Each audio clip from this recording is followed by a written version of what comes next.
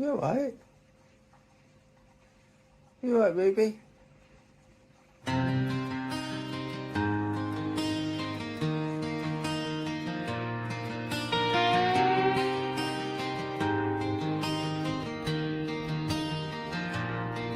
Phil walks the tree line when the sun goes down. Boots in the gravel on the edge of town. Backpack rattles with a lantern and a map. Looking for the thing behind it. And then 2 3-foot tall, 3.5-foot tall guardians with glowing red eyes were there. Boys been chasing shadows in the midnight grass. But Phil just smiles at the cold night air. 'Cause something out there knows he's there. In the rustle of leaves. Kid, I've experienced everything from angels to demons to ghosts to all kinds of other things I can't explain. I had my first Bigfoot encounter back around 2012 or something like that. Chasing ghostly echoes in the pale moonlight, from forgotten forests to the deserts deep, where the old bones hide and the spirits creep. With a camera and courage and a trail to see, he'll follow any legend through eternity. Yeah, the world's full of whispers most folks never see, but they all know. I think disclosure is inevitable for one simple fact. This is true. UFOs are real. You can ignore the truth, you can distort it, you can hide it, you can lie about it, but you will never destroy it. Lights dancing in a cold black sky. Track band branches where the tall grass sways. Heard something breathing in the forest. A guy standing next to my bedroom door, only at night, and he stood there, and I was 3-4 years old, and my mom thought I was crazy. And when the fire burns low and the coyotes sing, you can bet he's hunting something strange again. Through the static and dark, through the myth and the lore. Obviously, I believe that these things exist after the stuff I've seen. So you can't say to someone who's seen stuff, these things aren't real. Obviously, 'cause, But yeah, people keep telling me they're not real, but I know they are.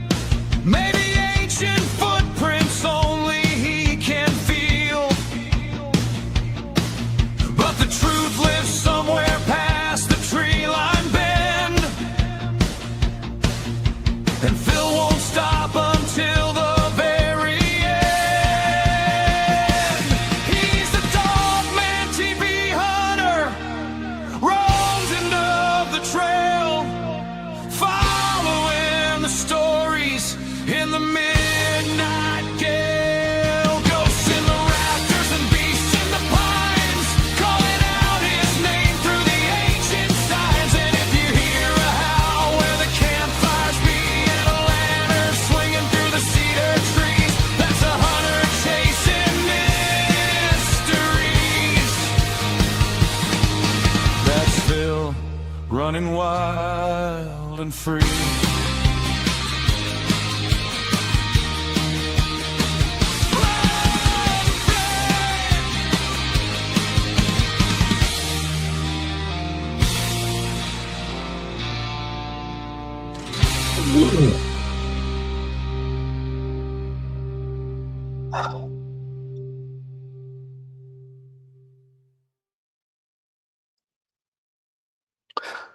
Hello, everybody. Welcome.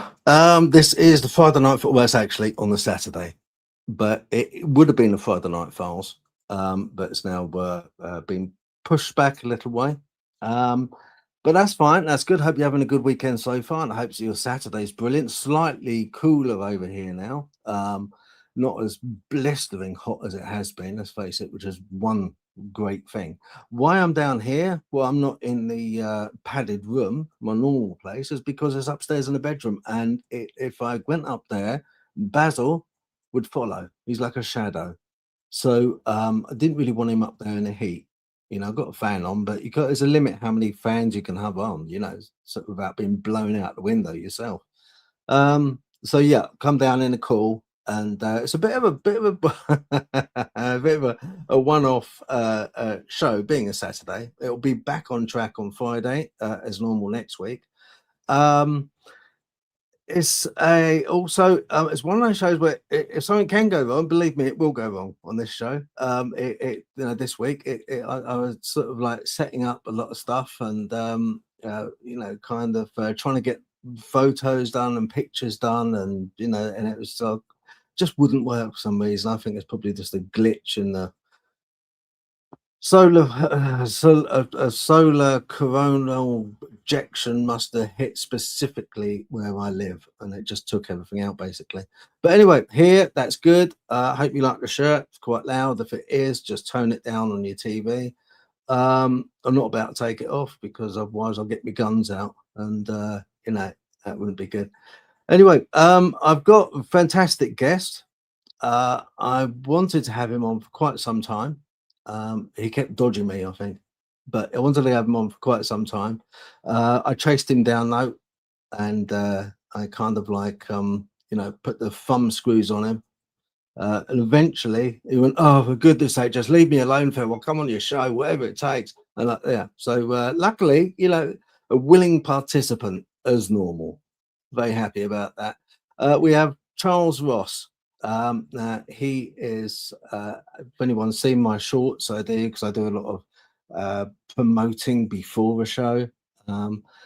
He lives in Taiwan, so he's like quite a few hours ahead, 7 hours ahead, I believe. And so there, he's a really nice guy, because there at the moment it's pretty flipping late at night. But I'm going to bring him on without further ado, just before he falls asleep.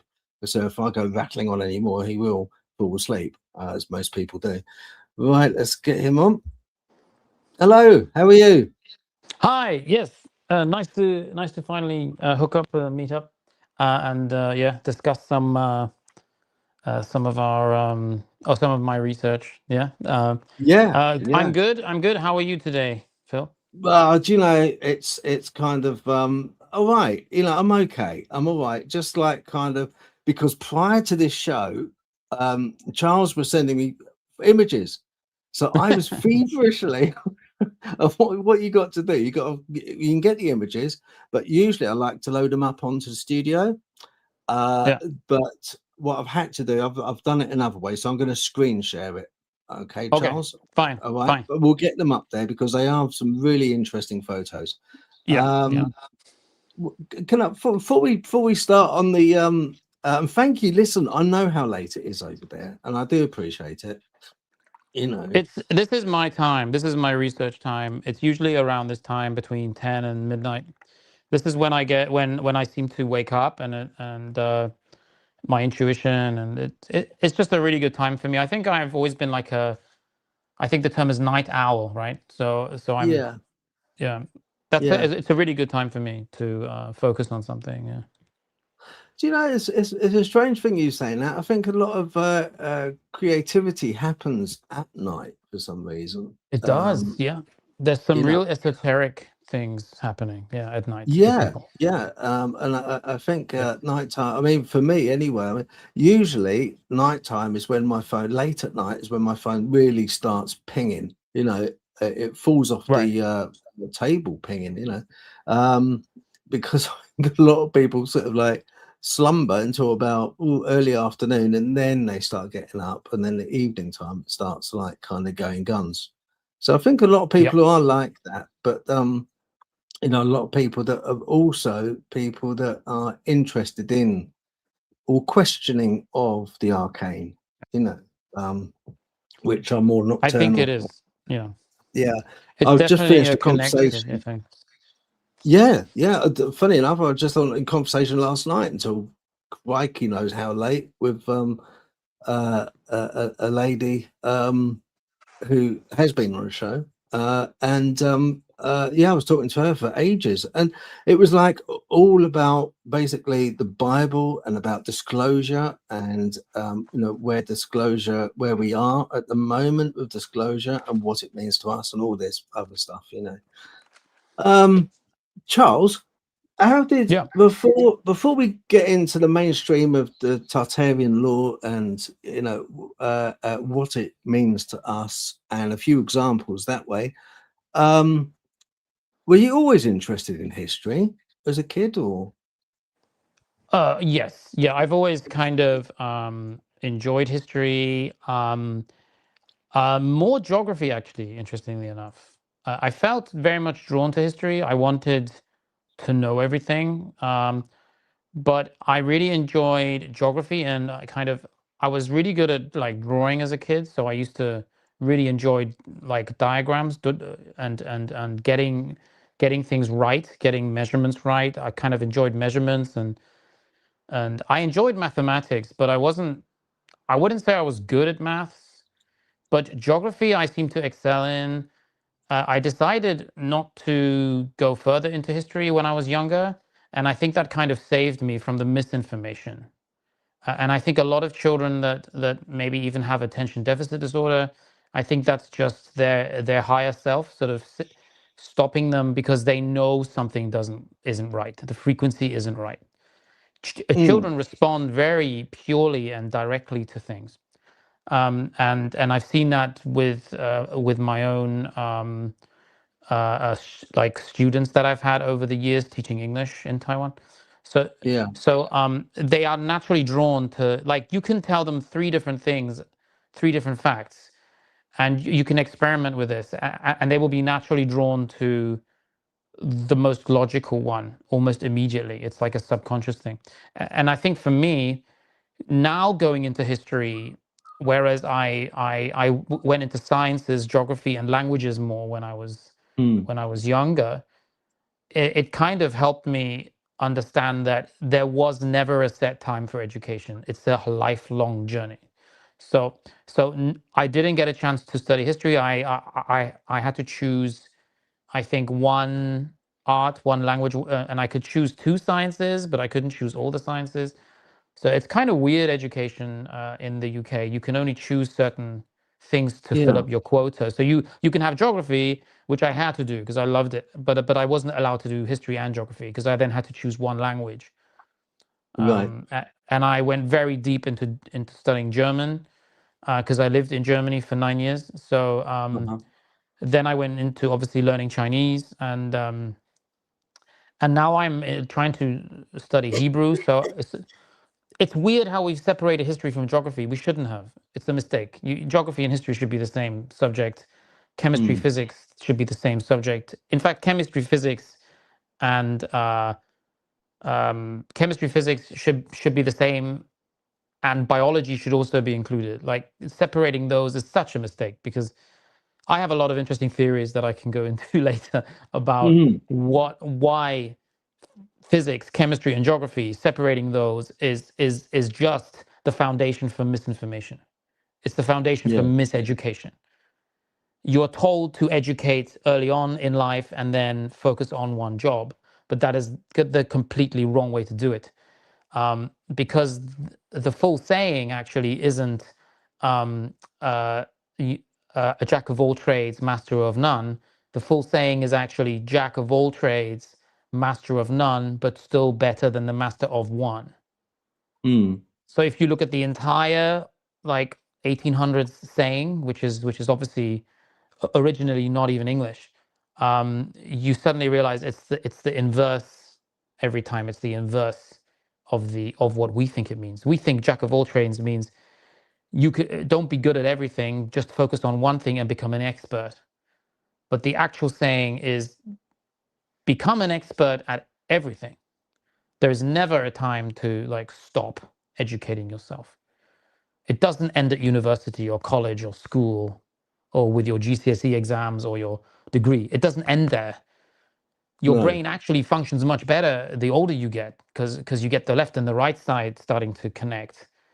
Again, something that nobody learns in the mainstream. So I've always been interested in kind of everything, but through school, you are brainwashed into thinking that you're supposed to focus on one topic. Mm. But the fact that everything's connected is something that's stolen from you when you're very young, and you have to rediscover that.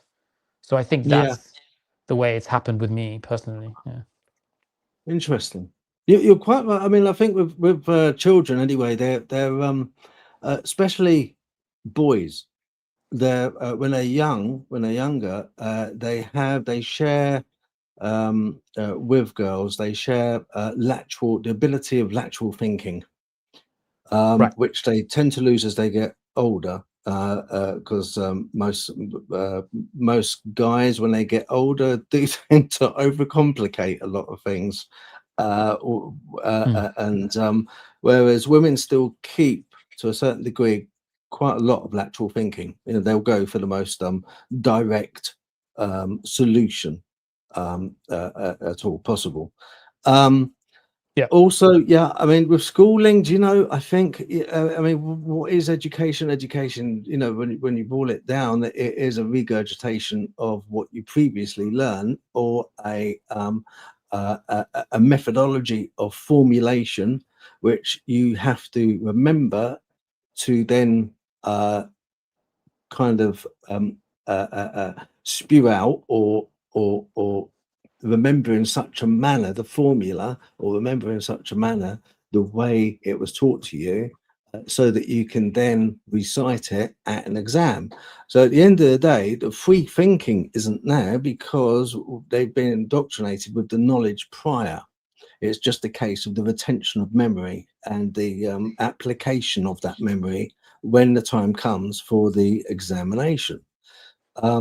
So you're quite right that way. It's in a way, it would be much better to allow a bit more freedom of thought on an individual basis for each child.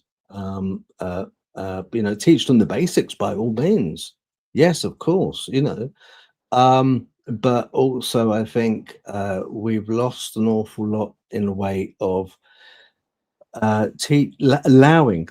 allowing them to have free thought and formulate their own thesis and hypothesis on certain subjects themselves. Because schools nowadays, they're awarded more grant funding if they get more passes through. So in my opinion, the way teaching's done is basically like a conveyor belt. Teach them. Are they learning? Are they going to pass the exams? Great. Another lot comes. Are they learning? Yes, they are. Did they retain it? Are they going to pass their exams? Great. Another year. I know a little bit about it because my sister was a teacher. You see, she was head of English in a school in London for a long time. She's retired now. So you know, I kind of like, you know a little bit how the system works, and I like you. I don't fully agree with it, you know, the way it is, because it's too indoctrinating, you know, as a system of education, and too conveyor belt, as it were, for want of a better term. Interesting though, geography. I was never that good at geography. Still not really. I rely very heavily on Google Maps. It's so you're interested in geography. What was the catalyst moment when you decided, do you know, history is just not fitting in right? What was the moment that you decided, I'm going to dive a bit deeper into this? Right. So, I mean, most of my life has been spent just accepting that there were historians who wrote history books and who created a narrative for us, a timeline, who described various figures that were intrinsic to pivotal changes in the narrative, and I wouldn't have thought ever that I would be of the sufficient intellect to challenge these people until 2020, when I started to research um, some missing history, or what people were saying was missing history. And I think I ended up online because I had to teach online every day. I couldn't go out to the private schools anymore. I couldn't visit my students at home. So I had to everything had to be online. So I became very good at online. I created my own online interactive games.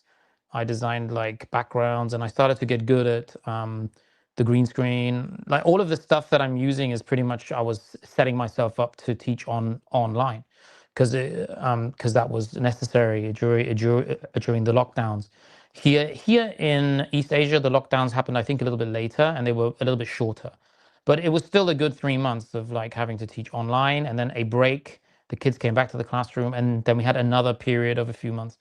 So I became so good at it that I thought, well, I don't like teaching online because the students are constantly turning their microphones off, pretending they have technical difficulties when they don't, and because they just don't want to.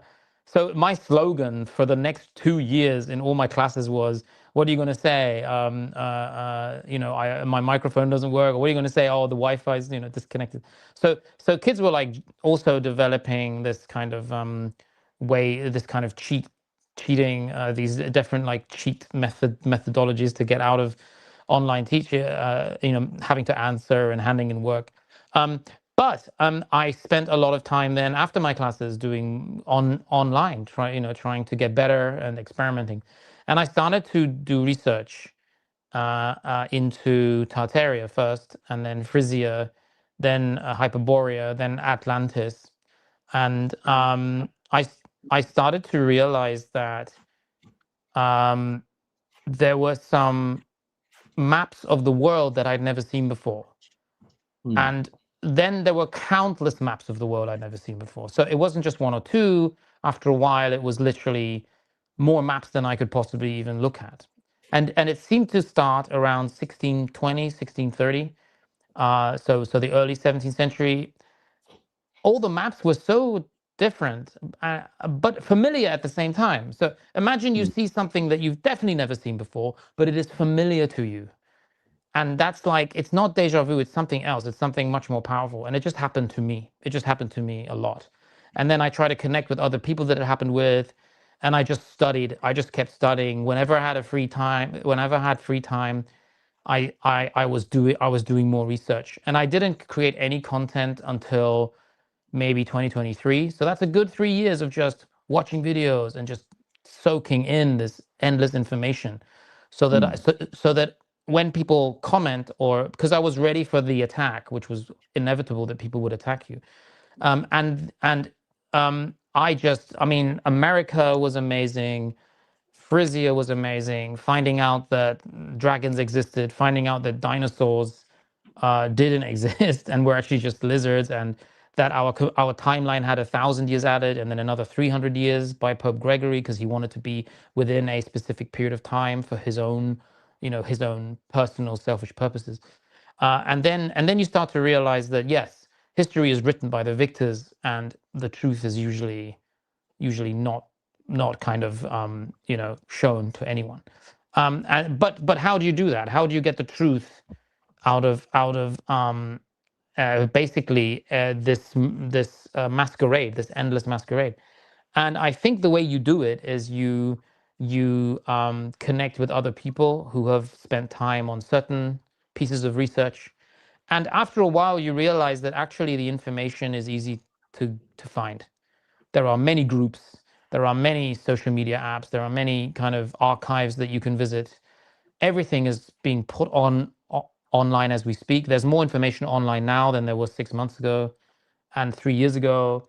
And now suddenly all those years I spent studying the Bible as a Jehovah's Witness, these connections start happening. So you already realize that you have some reference, because reading the Bible and knowing the Bible is very important to any Jehovah's Witness. Even though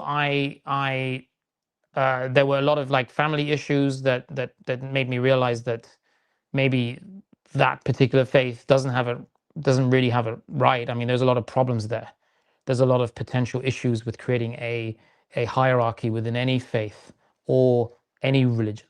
But the academic knowledge that I got of the Bible, being a Jehovah's Witness for many years, gave me this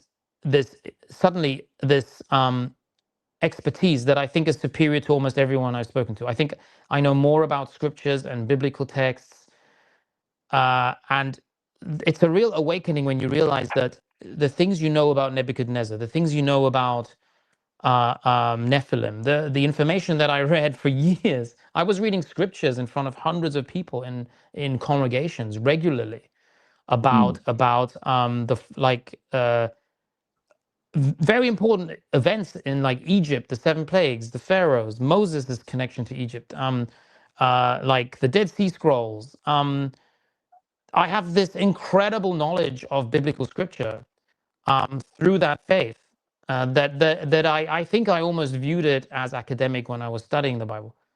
And now to have this connect constantly to realizing, to being one of the first people, I think, to spearhead this movement into a connection with Jesus Christ, with Mary Magdalene, with how important women actually were at the time, and how Christendom, modern day Christendom, has removed women.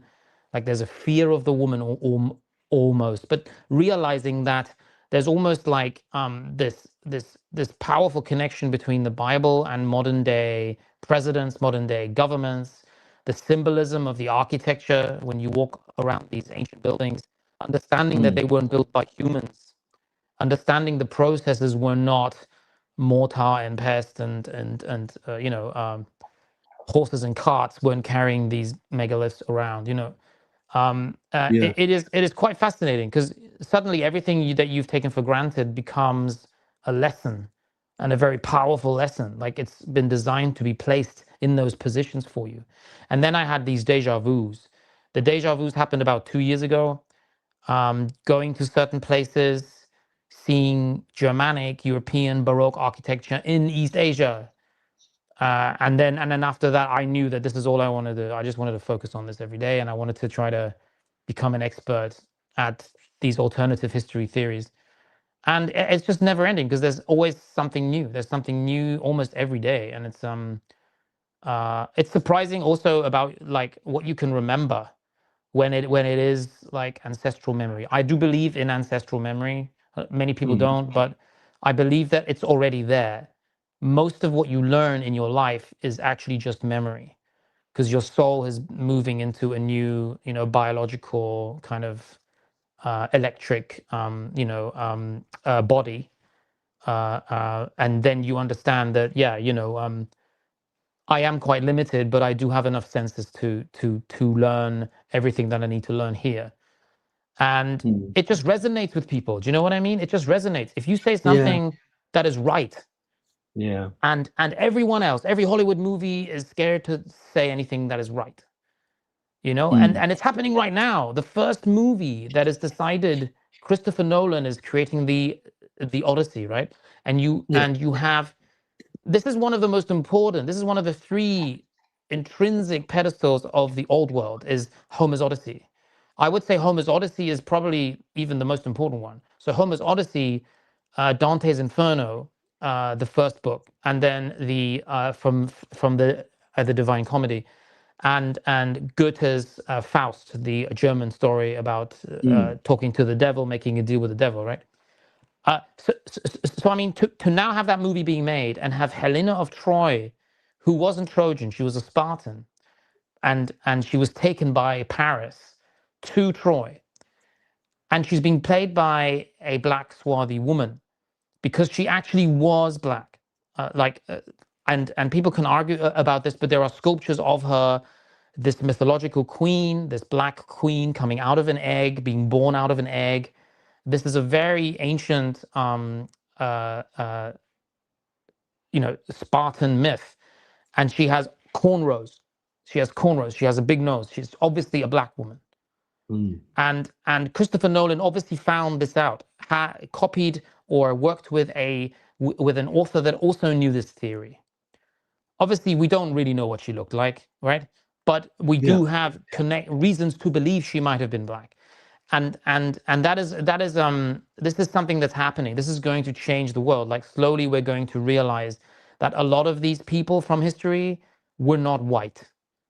Many were white, but they were not all white. And the ones that weren't white may absolutely blow your mind.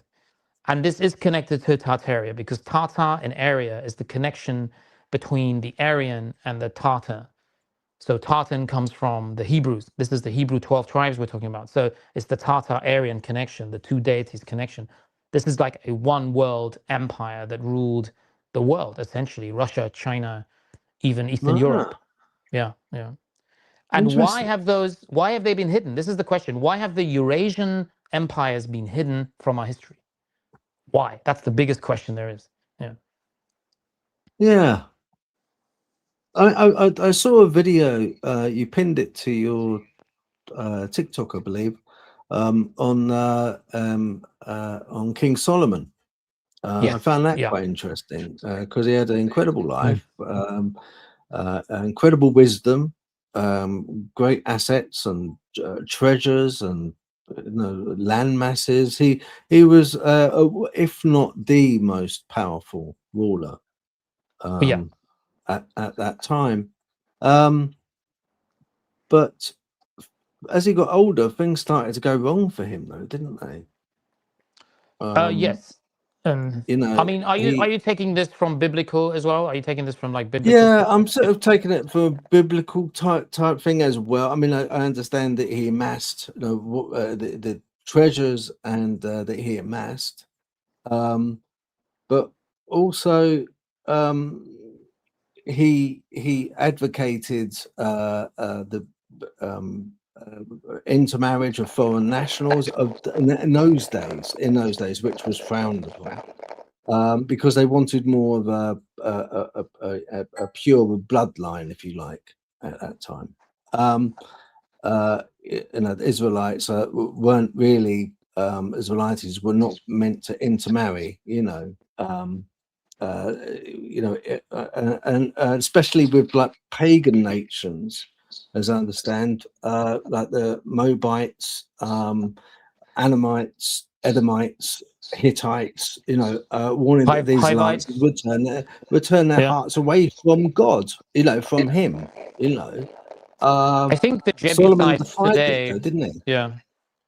Yeah, it's interesting to find out who the Jebusites are today. I think they're the Khazars, and I think they are the modern day Zionists. Yeah, possibly. Yeah. Do you think he at the time? Do you think that the land that he had that was part of Tartaria, and he knew that?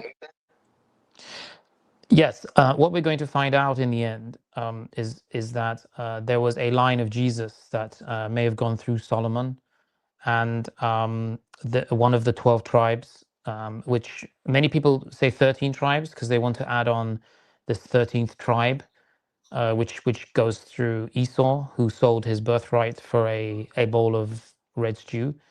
So this is Isaac, Esau, that story.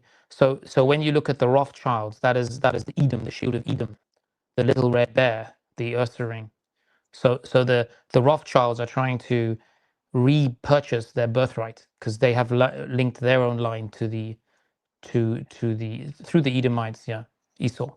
So Solomon most famously was the king of Israel. So Tartaria is essentially the true Israel.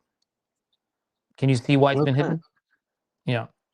That's absolutely mind-blowing. I mean, but you have to prove that to yourself.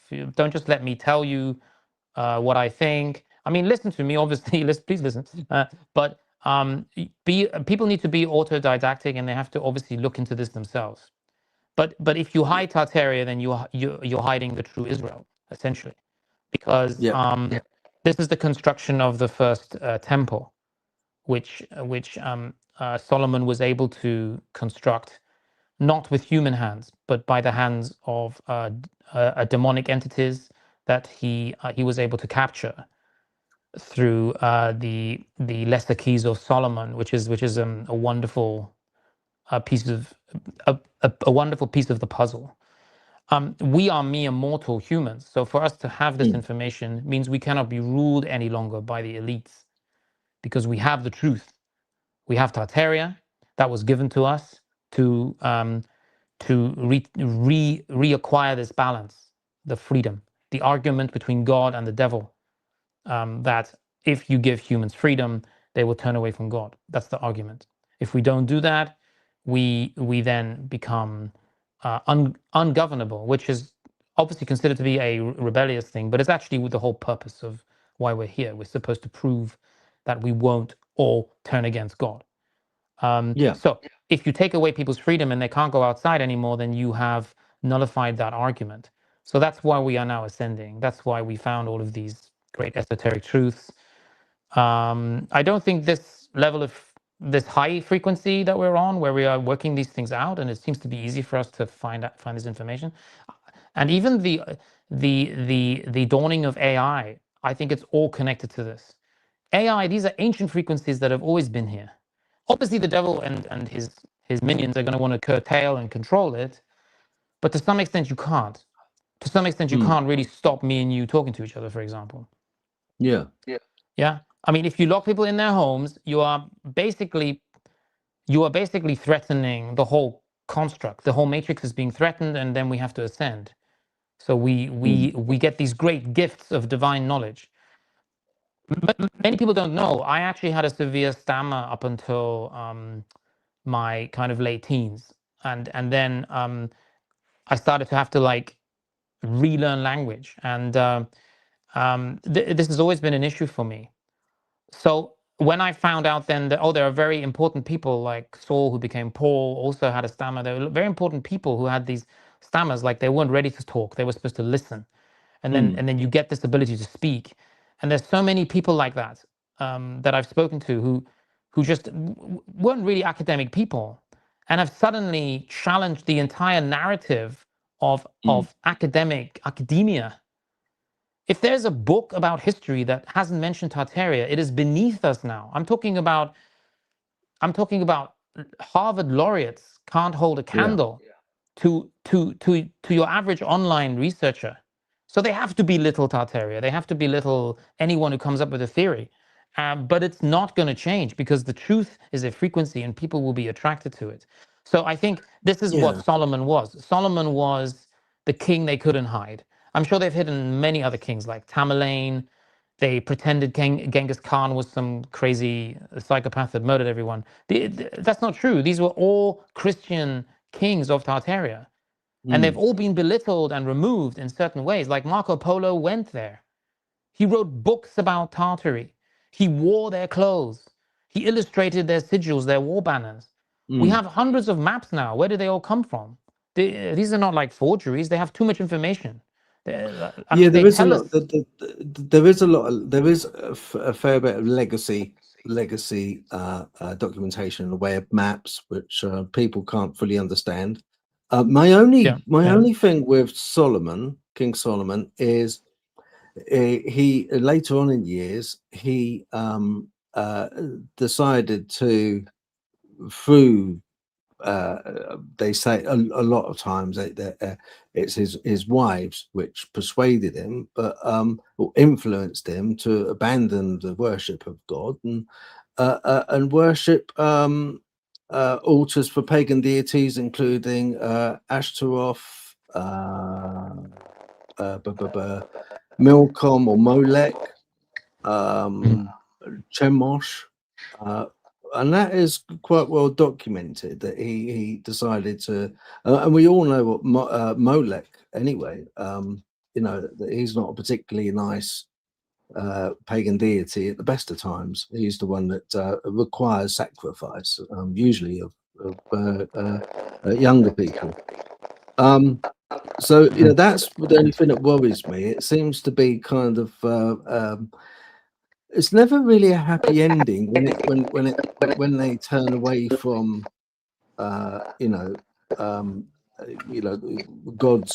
God's teachings, and it never really ends very well. And his land was divided up into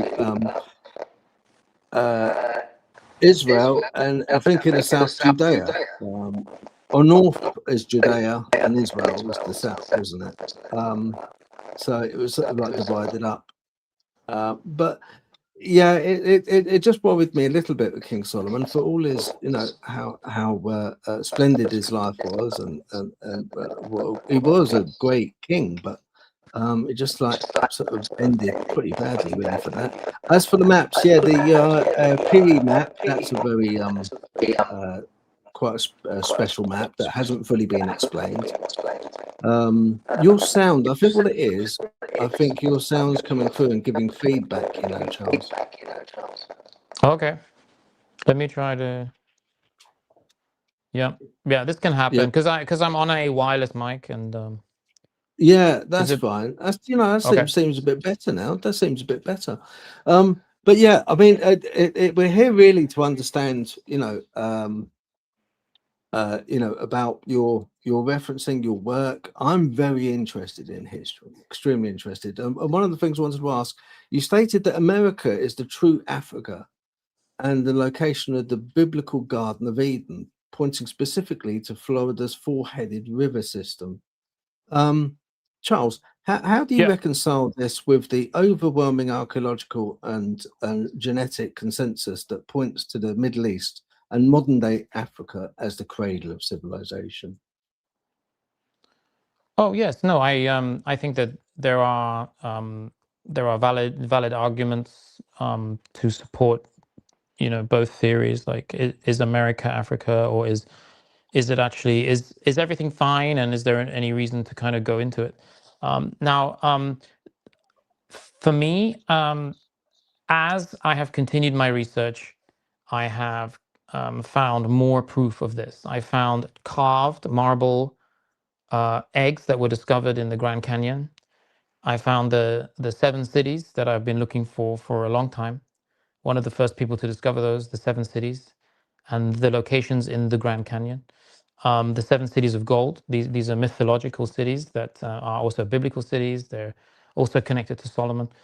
The Grand Canyon is a giant mine, a giant excavation project that happened long before recorded history of the United States and the columns, or Columbus finding the United States. My description of history is very hard to cover within a short period of time, because there are so many connected parts to it. But it is becoming stronger, almost to the point where I know somebody knows the truth, and they're kind of just waiting for us to work it out, and then they'll pretend that everyone already knew about it. So it's nice to have these podcasts where it's recorded, because it's a gradual. I'm finding the proof gradually. I found the Minoan bulls. I found the temples. I found shrines within old movies that they decided to film to save money within the Grand Canyon. There are many old movies that they will never be able to remove them all. There are very prominent movies too, where suddenly the British government comes in and pays the whole production crew to move to Pinewood to refilm everything. One of the only reasons why Elizabeth Taylor, for example, was paid such an astronomical amount of money to be Cleopatra is not because that was the deal at the start. That wasn't her first contract. That contract happened later, because the European powers who own America, even to this day, don't want any truth to come out. So they were actually filming that movie partly in an excavated Egyptian temple. And I'm not really trying to prove that the Egypt in Africa isn't real, or that was constructed, because everyone knows it was constructed. Everyone knows the temples in Egypt were all constructed. They even tell you that all of this was moved from another place. They tell you that. They just don't tell you where it was from. They pretend it was flooded. No temple in Egypt was flooded and then relocated. Those temples have been there for thousands of years. They don't just suddenly flood in the 1930s and have to be removed and relocated. We're talking here about a civilization that goes back further than even the Roman Empire, right? I mean, this is going back to Hindustan. Hindustan is the only, maybe Babylon. These are the only two empires, and Assyria, that we can really say that we have proof of. You know, there are many theories on Atlantis, but there's only like a handful of actual physical, concrete proofs that there was an Atlantis. Whereas I have over 130, 140 different pieces of evidence that prove, obviously this is not all my work, there are many books that have been written on the topic, that the true Egypt, the true Kemet was in America.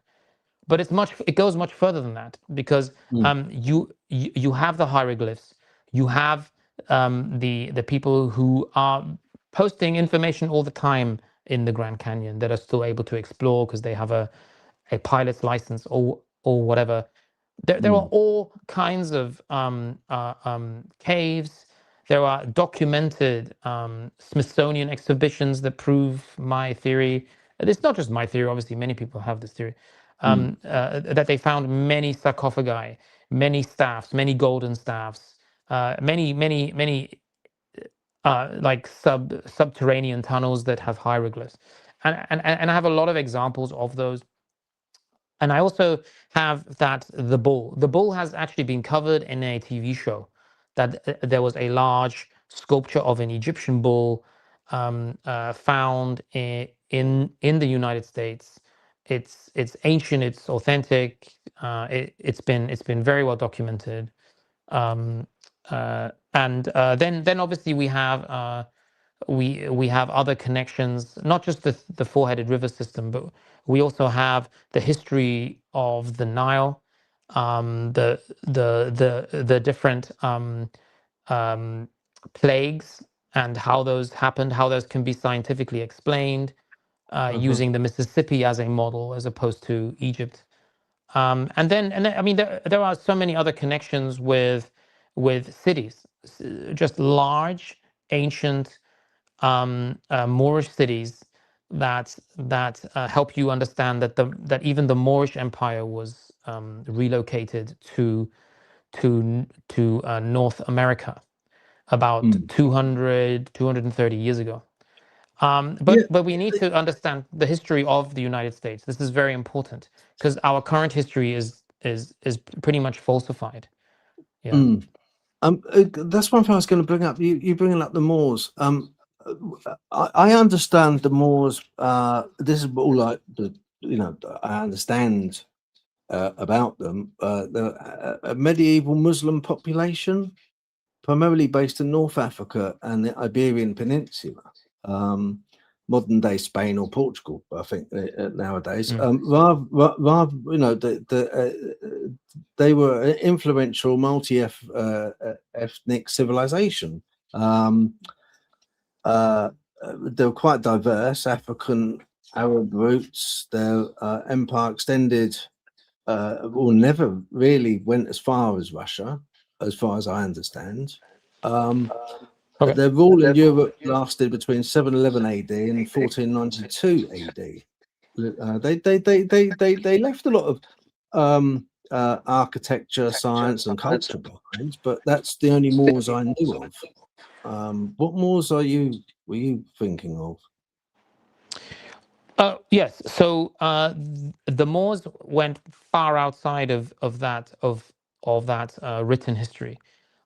The reason why we have the Moors down from 711 to 1492 or 1493 is partly because that is the piece of history where we have these universities opening up, water irrigation being introduced to European cities, and the first orangeries or fruit gardens.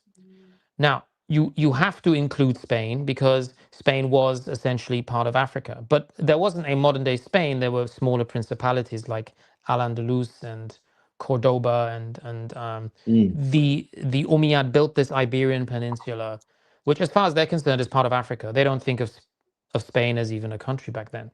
So they defeat the Visigoth army, then they keep moving north.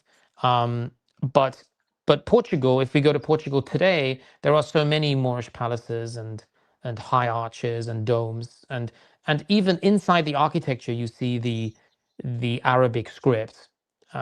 So you can't place those within any other history bracket.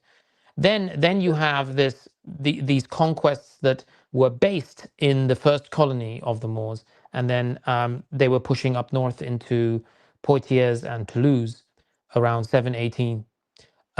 Now then we have this narrative that they didn't go any further, and I think that's when you get that's when the lies start. That's when you start getting this fake history where they were pushed back down. They weren't really a proper empire.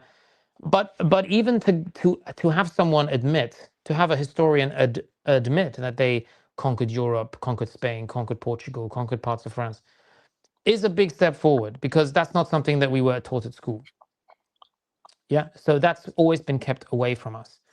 So you have to link the Moors to the Normans to kind of get the next step of actual factual history that has been hidden from us. So I don't know if you have that image. There's an image of the Normans. I'm gonna start bringing up some, because I've got a lot of images. I've got a lot of, thank you very much, a lot of images. Yes. I just want to say, you're quite right. I like these podcasts. Do you know why I like these podcasts? Because it's kind of like one of the last vestiges of relatively free speech. Right. You won't get a conversation like this on TV. It just won't. No. It's not going to happen, is it? Because it's people's choice whether they want to watch, whether they don't want to watch. That's totally up to them. But with TV, it's kind of curated for a mass. So it's like kind of toned down. It's made more palatable.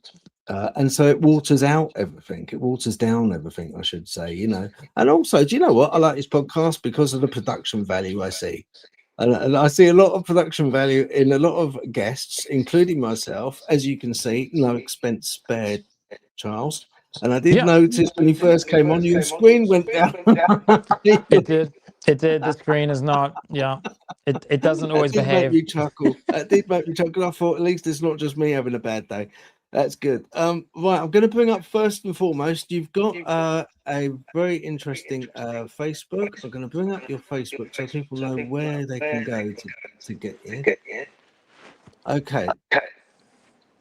This is your Facebook. So people go along and follow, please, because he's got a lot of. It's a lovely flower. He's got an awful lot of material. Got to stop that, otherwise I'll get the music. I'll get. Yeah, I know they're really hot on music. So yeah, I've got pictures of that we're going to put up. But yeah, people, this is his Facebook. So check that one out.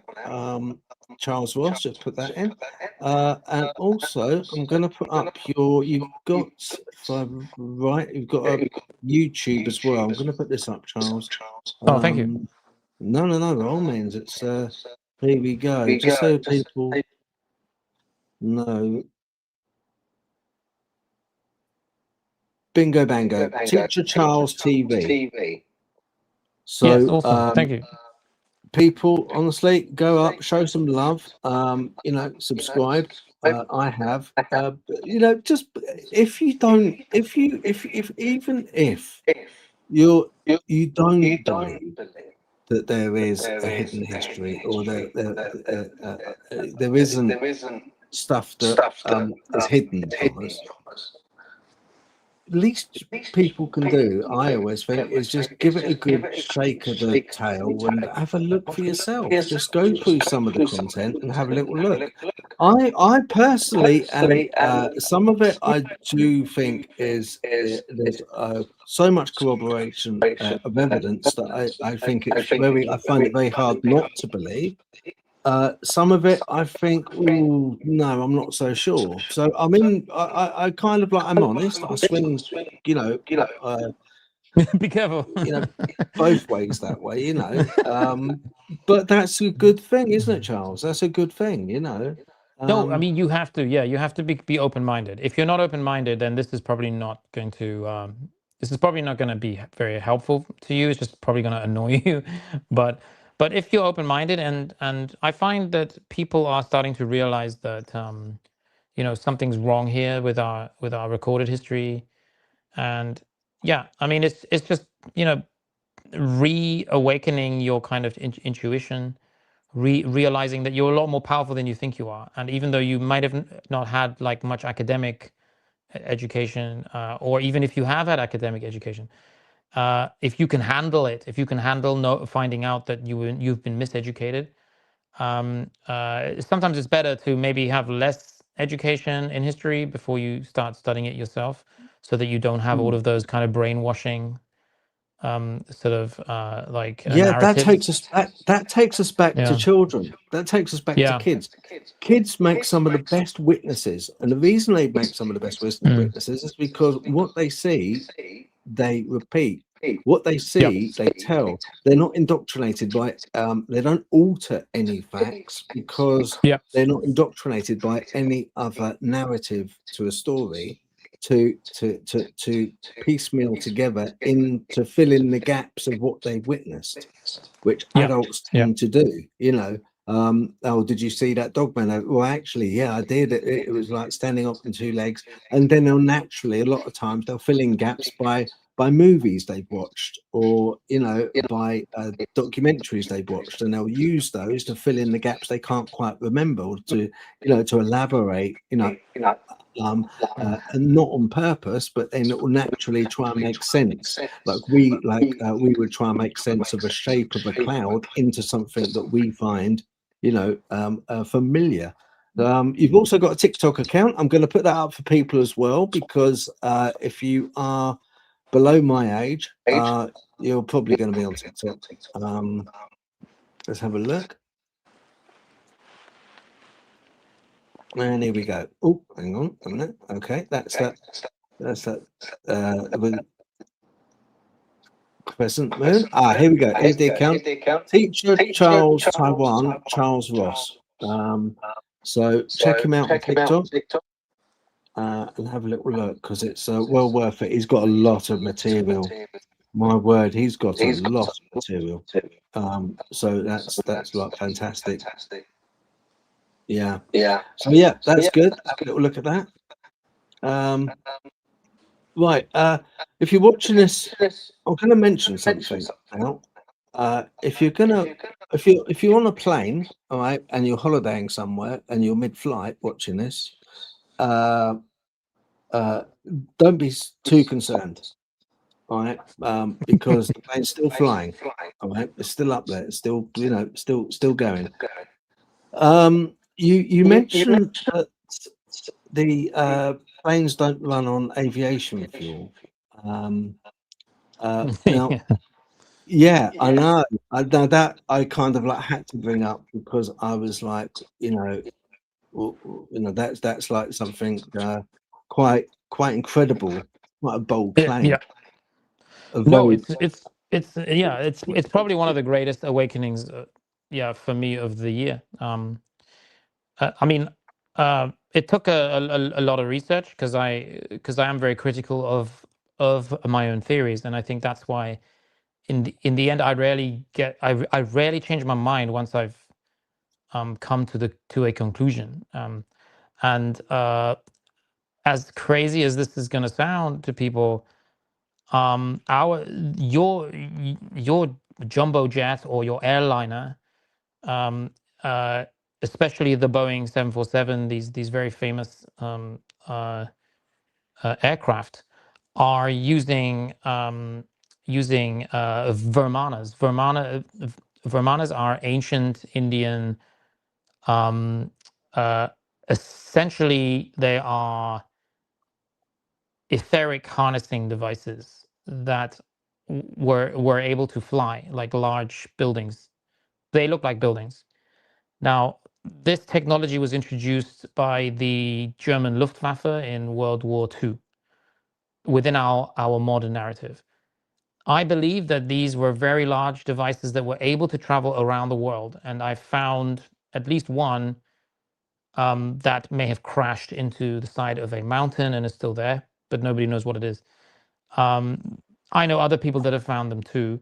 Now, how does an ancient Indian temple in India, in Pakistan, in Hindustan, how do these relate to our modern jet engine? Well, the modern jet engine is only really allowed to, or the blueprints for it, the specs for it are only allowed to be utilized and manufactured by 3 companies. Like Lockheed Martin is one of those, BlackRock, the companies, and that was a really interesting thing, because I would have thought that, much like the car engine or the combustion engine or any other incredible achievement, like even microchips are a great achievement, right, for mankind, great step forward in technological prowess and power. But for some reason, the jet engine is only, or the blueprints for that are only controlled by like 3 or 4 companies, and these are all government-owned companies. So, what is the Vimana? Well, the Vimana is an ancient, very finely designed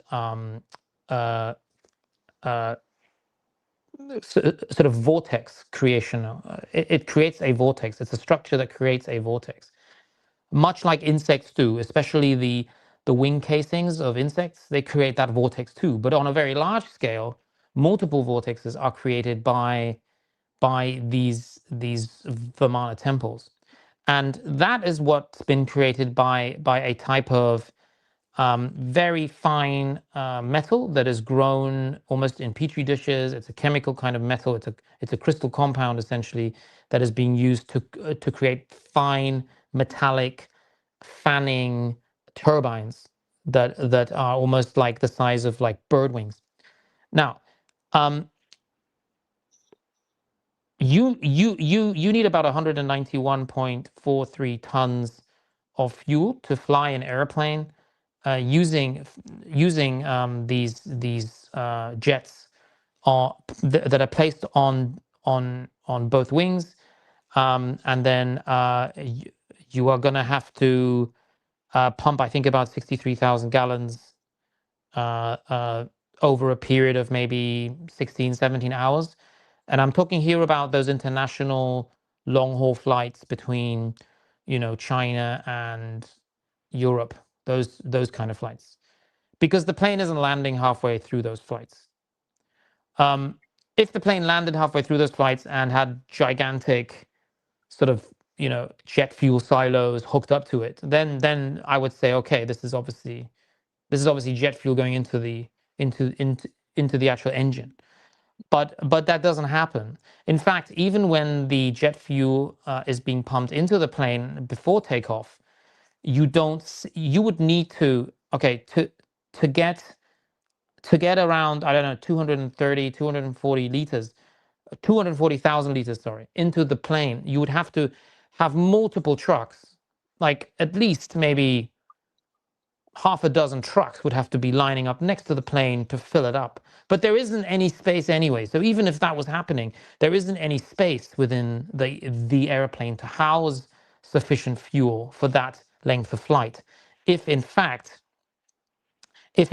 the jet propulsion and engines, these jet engines at the side, are using fuel. So if they are using fuel the way they do at takeoff, which is when they use fuel, later on, once they're in the air, they are not using fuel.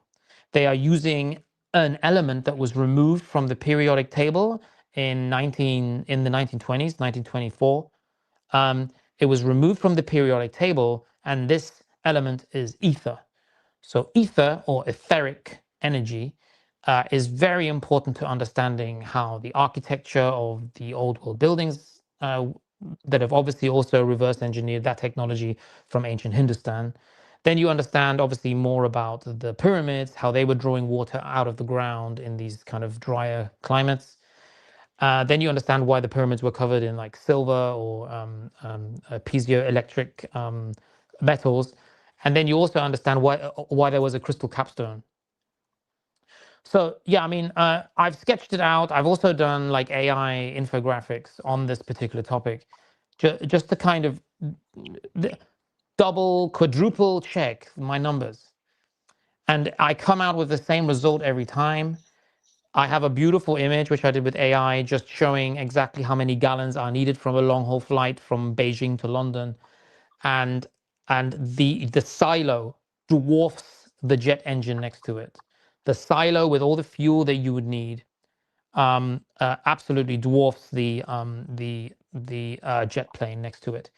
Now they are arguing, of course. There have been people attacking me that are no doubt working for like Lockheed Martin or Pan Am or or maybe even Boeing. I don't know, but they're very worried about this coming out. I'm not the only one talking about it. There are other people obviously now talking about it.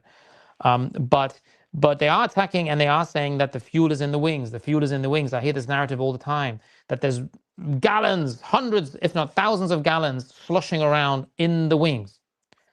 Now that doesn't work when you look at the plane that they flew and then removed from our narrative, which is the Concord. Do you remember that plane? Yeah. Now the Concord, the only reason why the Concord was erased from our history, from our narrative, is because none of that information works. And it's all very quiet now. It's very quiet on the Western Front, as it were, because this information is out now. And you can now talk about the jet engine as a very magical proof, this magical, beautiful proof of not only etheric energy, but also Albert Einstein's photoelectric effect. I'm now going deeper into how airships were powered in the past, like the ancient dirigibles, the Zeppelins, the Hindenburgs. They were all powered in the same way. The German Empire, the Thule Society, worshipped this ancient bell called Die Glocke, and this was using cymatic frequencies. So the vortex, the etheric energy, the cymatic frequencies, the idea of standing in a bell to recalibrate your own energy, the idea of Die Glocke, which is this like UFO that can fly, which is we don't have much information about this, but I think that's how the German World War II empire came up with the first jet engine. And if you look into the speed of the Messerschmitt 262, the first jet engine fighter that ever existed in the history of the human race, look into the Messerschmitt 262, then compare it to the other planes that were used in World War II in the early 1940s, right? Which I've done, so I can give you some information about that. It was going 3 times the speed. It was going higher altitude. It could carry like 2 heavy-duty machine guns on each wing because of that. While the Spitfire was still a propeller plane up until the 1945. Have you heard of the Spitfire? Yes. Propeller plane. The British Empire, it took them, along with the Canadian Empire, I think, it took them over a year to take down the first Messerschmitt. I don't know what was going on throughout the whole of 1944, but they were flying around with these jet engines and no one knew what it was. They didn't know why this plane was going twice as fast, 3 times as fast. I mean, even the altitude the plane was able to go was, I mean, this is where you get these theories about this Aryan race in the North Pole past the ice wall. There's another, maybe there is a Hyperborean, maybe there is a Thule society for a reason, because they're worshipping this one technology, this ancient Hindustan reverse engineered, architecture of the first vortexes, the early vortexes. And yes, of course, people are believing that the Nazis were, designing all kinds of things. They didn't stop with the Messerschmitt. They were designing all kinds of crazy. Yeah. No, they were. No, they were. I mean, what I wanted to ask was quite simply, why would the incredibly profitable, profit-driven aviation industry spend billions manufacturing and refining and transporting fuel if it's completely unnecessary, Charles? Oh, That's a good question. That is a very important question. Many people don't think about that part of it. That part of it is all about money, money, money. They're trying to make money. They're trying to charge you for something. Why don't we have cars that pull energy out of the air? I can show you a picture of one. They had these cars in the 1800s already that were literally pulling static electricity out of the air.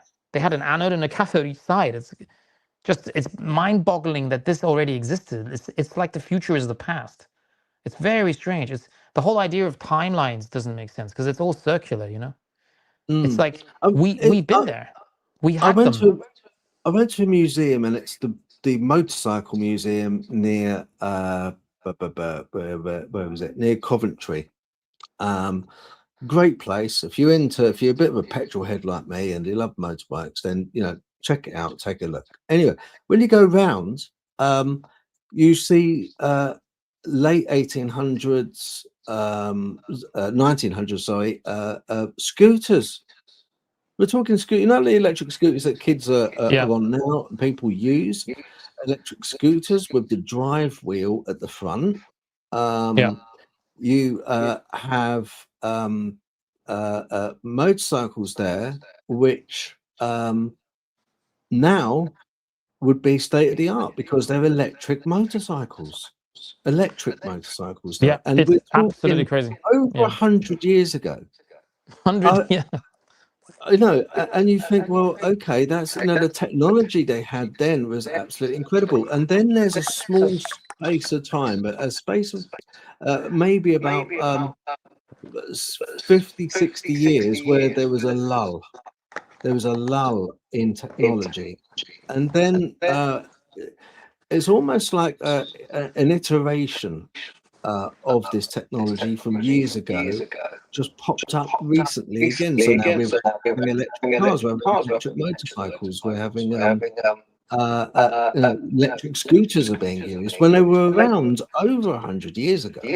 You think, well, there was the decades and decades of a lull in technology where nothing really very much happened. And it was like a fossil fuel consuming society.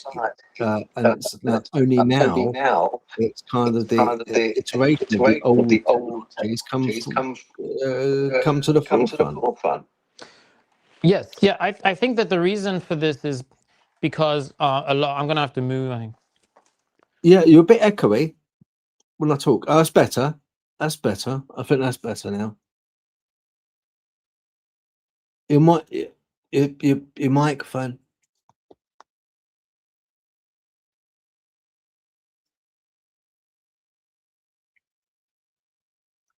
No, it's all right. No worries. No worries. It'll get there. It'll get there.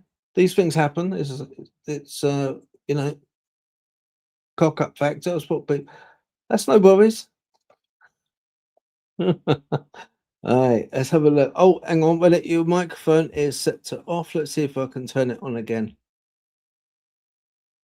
All right, yeah. You've muted the microphone on there. Yeah. I think I'm gonna start getting a chalkboard for this show. I think a chalkboard might work. Yeah. So basically I think you've muted on your laptop the microphone. Somewhere along the line we've lost the microphone. And it looks on my end like it's been switched off.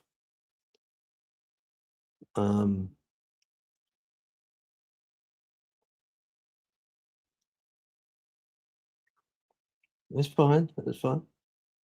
Maybe what you got there? I could always hum. Could sing a song maybe. But there again, you wouldn't want me singing. No. See, that's the great thing with these podcasts, especially the oh, it's gone. It's disconnected, it's gone. Yeah, he'll be back on probably. He'll be back on. Yeah, it's the great thing with these podcasts is the cock up factor. I love it. I really do. It makes it far more entertaining. It'd be so bland and boring if there was no cock up happening. Let's have a look. Okay. Hello. Ah, Is it no, working? that's good. Yeah, I'll Okay. tell you what, it's working fabulous. We can't see you, but we can hear you. Can you hear me now? Can you see me? Yeah. So now we can see. Yeah. Okay. Right. So Sorry. let's check your microphone. Just say, Phil, your podcast is the best I've ever been on. Your podcast is incredible. There we I go. have That's fine. been on You have to many, get but you this loud one and will clear. never be forgotten. Clip that. Want to clip that, StreamYard? Awesome. Yeah, sorry, that's a bit worrying. I didn't want to give you any stress. I do apologize. No, I don't stress. I don't stress. I've had my CBD oil, so I'm all right. Oh, cool. Oh, nice. Yeah. Yeah. So right, okay. Now, right. So the aviation thing, that's really interesting. Loved it. Yeah. Loved it. Yeah, I love that one. Yeah, it's a very good one because I think I mean people will have their mind blown as I did when I first started looking into it. Yeah, it's Yeah. one of those things that's like always going to, I think, blow people's minds to some extent. I mean, the only thing I would say, I flew back from the States once. Okay, Charles, and for some reason, it kind of like the plane, and it always mystifies me. The plane left Atlanta Airport, and then it kind of goes round in a big arc over Alaska, if you like, or towards Alaska, and then before going to UK, went to Germany, and then I had to change to get a smaller plane from Germany through to the UK. Anyway, when I got onto the German plane, it was ever so funny. Couldn't understand the pilot because obviously he was speaking German, so I couldn't understand that. And halfway through the flight, when we're coming into the UK, into Heathrow, everyone started to get a bit fidgety. Everyone in the seat started to look a little bit worried. And there was on the tannoy, the pilot, and he was kind of like quite excited. And I kind of like thought, oh, what's going on here then? Something's up. Everyone was kind of like taking a crash position, if you like. I was absolute ignorance is very much bliss. I had no clue what was going on. And then finally, when it landed, boy, it was really bumpy. But then you heard the engines reverse when it came in. You heard them kind of like, as they do, the fins on the engines are sort of like they stop and kind of like slow up, if you like, to create drag. And everyone, this is the most disconcerting part. As soon as it bumpy landing, as soon as it landed, everyone was like, hey, yes, and I was looking around thinking, oh, well, I probably could have died there. I would not have a clue. But if the plane wasn't using fuel, then how come I see as we're going along, I actually see the fuel entering, we're before flight, I see the fuel entering into the wings, into the tanks. And when it was landing, I could see out the window. Lucky the plane engine didn't fall off, but would have made a good video. But I could see the fuel kind of. There was a problem because I could see the vapors of the fuel coming out the back of the engine. There was obviously something wrong. Okay. So in that case, what is it actually using? What the fuel must be, because it's loaded, it's pumped on. It's actually pumped on to the plane. Right. You can see it being pumped on. My uncle, okay, he flew for the Royal Indian Air Force, and so it was the British Air Force, part of the British Air Force, but he flew for it, and he was a squadron leader. Then, because of later on, he left the Royal Indian Air Force and he started flying for the civil aviation. And he flew a lot of flights to the States and from the UK, because he lived in the UK back then, and then flew to the States and back. what would you say? Now he's gone. Now he's passed on. Bless his heart. Rest in peace. But he never mentioned anything about. I used to ask him as a kid quite a lot of questions, and some of the questions I used to ask him was, "Oh, did you see anything when you were in the sky? Did you see any UFOs and stuff like that?" But he never mentioned once about either in his Royal Indian Air Force days or in the commercial flying about any other form of fuel other than aviation fuel. Do you think pilots are aware of this etheric energy that's used? Do you think they're aware of it or not? I don't think you need to tell the pilot what they're flying on. The pilots are concerned really only about three things. They're concerned about takeoff and landing. What happens in between is really just keeping the plane level and communicating with various control towers, right? You are not like, this is the thing. It's like the train driver, for example, isn't really too concerned about whether the seats are tidy or whether even any of the staff on the train are dealing with difficult customers. So it's kind of like that. It's the pilot really is just in the cockpit dealing with what is mostly like an automated, pretty kind of difficult to control. I'm not trying to take anything away from the academic side of being a pilot, but a lot of this is automated and controlled, and there's a co-pilot who may know more than the actual pilot himself, is my theory. I think the co-pilot would be sworn into definitely some kind of really kind of esoteric network of people throughout the world, because I don't think the pilot knows as much as the co-pilot. I think the co-pilots see, this is the this presumption we have that the co-pilot is a pilot learning to be a pilot, but actually the co-pilot probably is going to know more than the pilot about how every plane works, and they're sworn into secrecy, much like an astronaut or an oil rig worker or a submarine commander. These people are sworn into. Even police officers are sworn into certain ilks and cults and societies.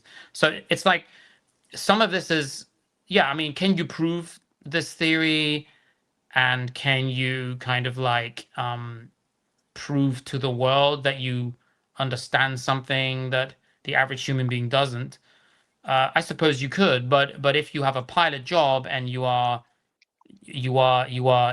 almost like endangering your career, I don't think you're going to go into those directions, right? You're not going to say, oh, the amount of fuel that's pumped into the right wing and the left wing is not enough to fly from London to Paris, let alone London to Beijing. So I think a lot of this you aren't going to want to look at.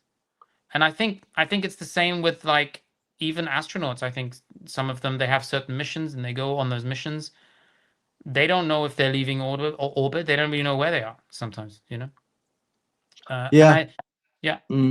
if you pigeonhole everyone and like almost like keep their job very minimal, and then have agents throughout making sure that they don't cross into the next kind of field. I think, I'll tell you what, Charles, I think probably more so a fact that they like with the co-pilot and like of astronauts and with pilots both in the forces and commercial. I think a lot of times they probably don't get them to sign any waivers, or they don't give them any secrets. I think if they did, someone down the line is going to blow the whistle. It's just human nature. It's just human nature. But I think I do agree with you when the reporting. Now, when a pilot is, and I know for a fact, when a pilot sees something which is anomalous in the sky, he's only really got one avenue to go down in the reporting of that. He can't go straight away to the newspapers because he's representing the airline. So I think it's the reporting which is censored because they have to report it to the CAA, Civil Aviation Authority in the UK, say. And I think that is at the point, that's the point where the censorship happens. That's the point where it's skipped over, where there is this shroud of silence comes up. I think it's at that point, probably not so much a case of when they're being trained, you know, all part of the training is, you know, you can't mention this or you can't mention that. I don't think that would work because human nature is a fickle thing and we can't help but we just spill the beans. We're so good at it. We're just like, you know, it comes out eventually. Everyone just like, oh, but yeah, actually, yeah, I do know this that you don't know. And that just happens that way. But I think you're on the right track there. I do. I think that there's things which they don't tell the pilots a lot of times. And I think there's on the right track entirely about the reporting system, you know, which is being dealt with at the moment with the Congressional Committee. They want reporting, especially with the military, to be freed up. They want it to be more transparent. Which is a good thing because before, I mean, that's a case in point. You know, they brought it up in the Congressional Committee on the UAPs that, you know, there wasn't the transparency of reporting being able to be used because it was all censored. So I think that also goes part and parcel with commercial flights. That goes with train drivers. I know for a fact I got contacted some time back by a train driver that saw a let's put it a dogman entity, but of course it was reported. He had to report it to you know, the authorities, you know, who govern the trains and yeah, so he, you know, so he went into some detail about that. So it happens there as well with all these things. I wanted this show to run for an hour and a half, but are you okay to carry on for another, say, 30 minutes? Because we have got a bit to cover. I just shall I go to the sentient points, the main points I wanted to ask, which is I think what people would really like to get to grips with.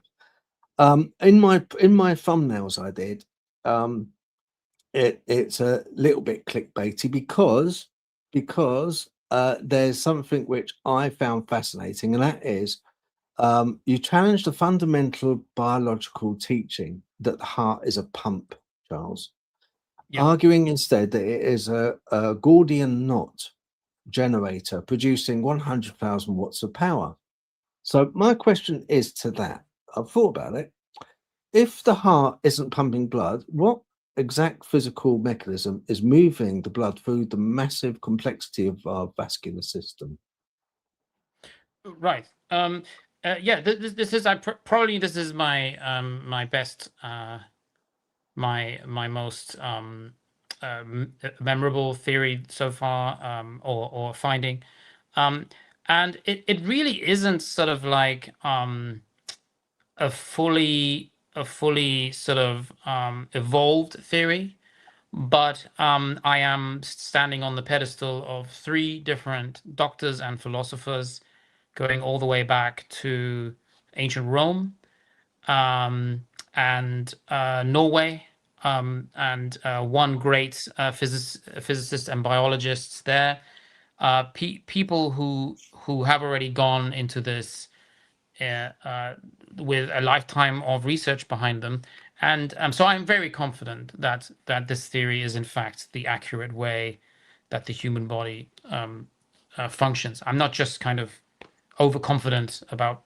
everything I say. So with that in mind, I am always looking for the truth. That's what it's about.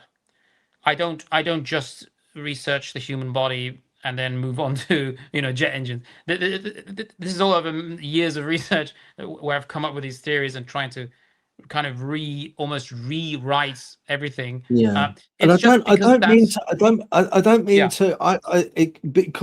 Because it's like time limited. I would love to talk to you. Okay. All night. I can't go into too much detail. No.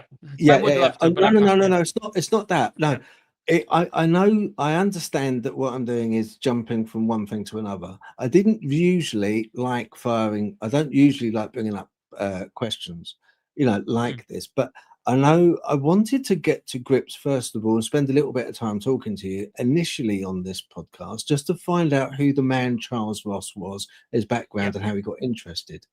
So that's what sort of that took up a little bit of time, which is fine. That's what we wanted, what I wanted, because I like to know the person, Yeah. Okay. Yeah. No, I understand that. Yeah. We'll have to we'll have to do it again. Definitely, we'll have to do it again. But yeah, so that's the only reason why. I don't mean to be rude, like not having you up. I'm not. All I'm doing is like just bringing up the quintessential pertinent questions, which if you like, the most kind of open to debate questions. Do you see what I mean? The ones which are everything that you're with the introduction and everything you're doing is exactly what I would obviously want you ideally to do, which is create this I mean, give people a little bit of taste of like certain topics, and then as time goes on, revisit them in more detail. Which is crucial. A lot of people, though, I find online sometimes forget that we are trying to pack into like an hour or two, literally like months of research with so many different side quests that you can get distracted. It's very hard. Impossible. Yeah. But it is fascinating and it's entertaining, and it's definitely more useful than watching, the Avengers or something, or some Hollywood trash movie, right? So so for me, there was a researcher in the 1950s who absolutely was fascinating because he proved that the heart is actually a coil. It is not a pump that is pumping blood through your body, and he explained it very well in various papers he published. But it's the 1950s, so obviously the gentleman in question is not with us anymore. But it is funny how it is connected to like the Schrödinger wave equation, the function of using copper coils to generate electricity, piezoelectric, which is basically like a basalt and granite friction through natural movement of creating electricity with pressure from crystals, and this electrical and particles, if they are put in the right environment, creating natural electric energy. Now, electricity is everywhere around us, so why wouldn't it be in our body? And when you think about the emergency services using defibrillators to bring someone back to life, when they have to do something that they cannot hide in any way, shape, or form, it does become electrical pads, adding gelatin to create that electrical conductivity. Yeah, that's the word. Thanks. And you are actually isolating the heart at that time. Now, then you also have pacemakers that are isolating electrical currents. So there is so much already there for us to look at to give us the starting point. But how do we get from the heart pumping, pushing blood through capillaries, like minute, almost like microscopic arteries and veins? Well, that doesn't make sense that it's pushing. How big would your heart have to be to push blood into your muscles so that your heart would then beat faster, essentially pushing more blood into your muscles? When you're scared, for example, or you have that like flight or fight reflex happening, it doesn't make sense, because by the time that the blood has been pumped into your muscles, it's too late. You haven't really achieved anything. So you need instantaneous power in your muscles in order for a woman, which has been documented, women pushing and getting incredible amount of strength within milliseconds to save their children. So there was an example of a child falling into a zoo in China, and there was like a lion there. This woman pushes the lion away. This incredible strength, jumps back over the thing. There was a man in Worcestershire fell into some hot vat of I'm thinking Worcestershire sauce, but I'm not 100% sure what the company was. But he fell into this vat of some boiling kind of sauce that they were like this industrial vat, and he jumped out like 10 meters out of the, like if anyone could do that without that immediate sense of adrenaline going through your body because you're about to maybe die, where does that power come from? Because that's not is that always there? Is that power always there? And this was my starting point. Then I looked into the study of the 1950s, where this doctor was inviting people to come to Norway to look at his findings, and he was unraveling cow hearts, human hearts, all kinds of mammals, mammalian heart tissue, and basically he just unwound them, and there was this long kind of what he termed, this is his phrase, he coined the phrase Gordian knot, which is this spiral that is contracting and expanding and generating electricity. So the force inside our body, according to I'll try and get his name actually, according to his theory, is that electricity is what's actually life. That's actually the life force of the human body. That we are these kind of salt batteries, if you like, generating electricity. And the heart is generating about a watt per heartbeat. The heart beats around 100,000 times a day, which is an incredible amount. But that amount of electricity would then explain some of these internal combustion stories that you have in China when these monks were like channeling large amounts of energy. That is the only documented case where the monks are outside these temples during the communist revolution in China, and then they gave up after a while, taking these temples down. These monks were sent in to internally combust in front of the temples. They weren't setting themselves on fire. People, because by the time they try to set themselves on fire, the communist guards are taking them away from the front of the Buddhist and Taoist temples, saying, "No, we're not going to let you put petrol on the floor." They never had time. They didn't need the time to put puddles of petrol on the floor, and I think it's called emulate themselves, right? Set themselves on fire. They were channeling this chi energy. This is very much hidden. This is not mainstream history.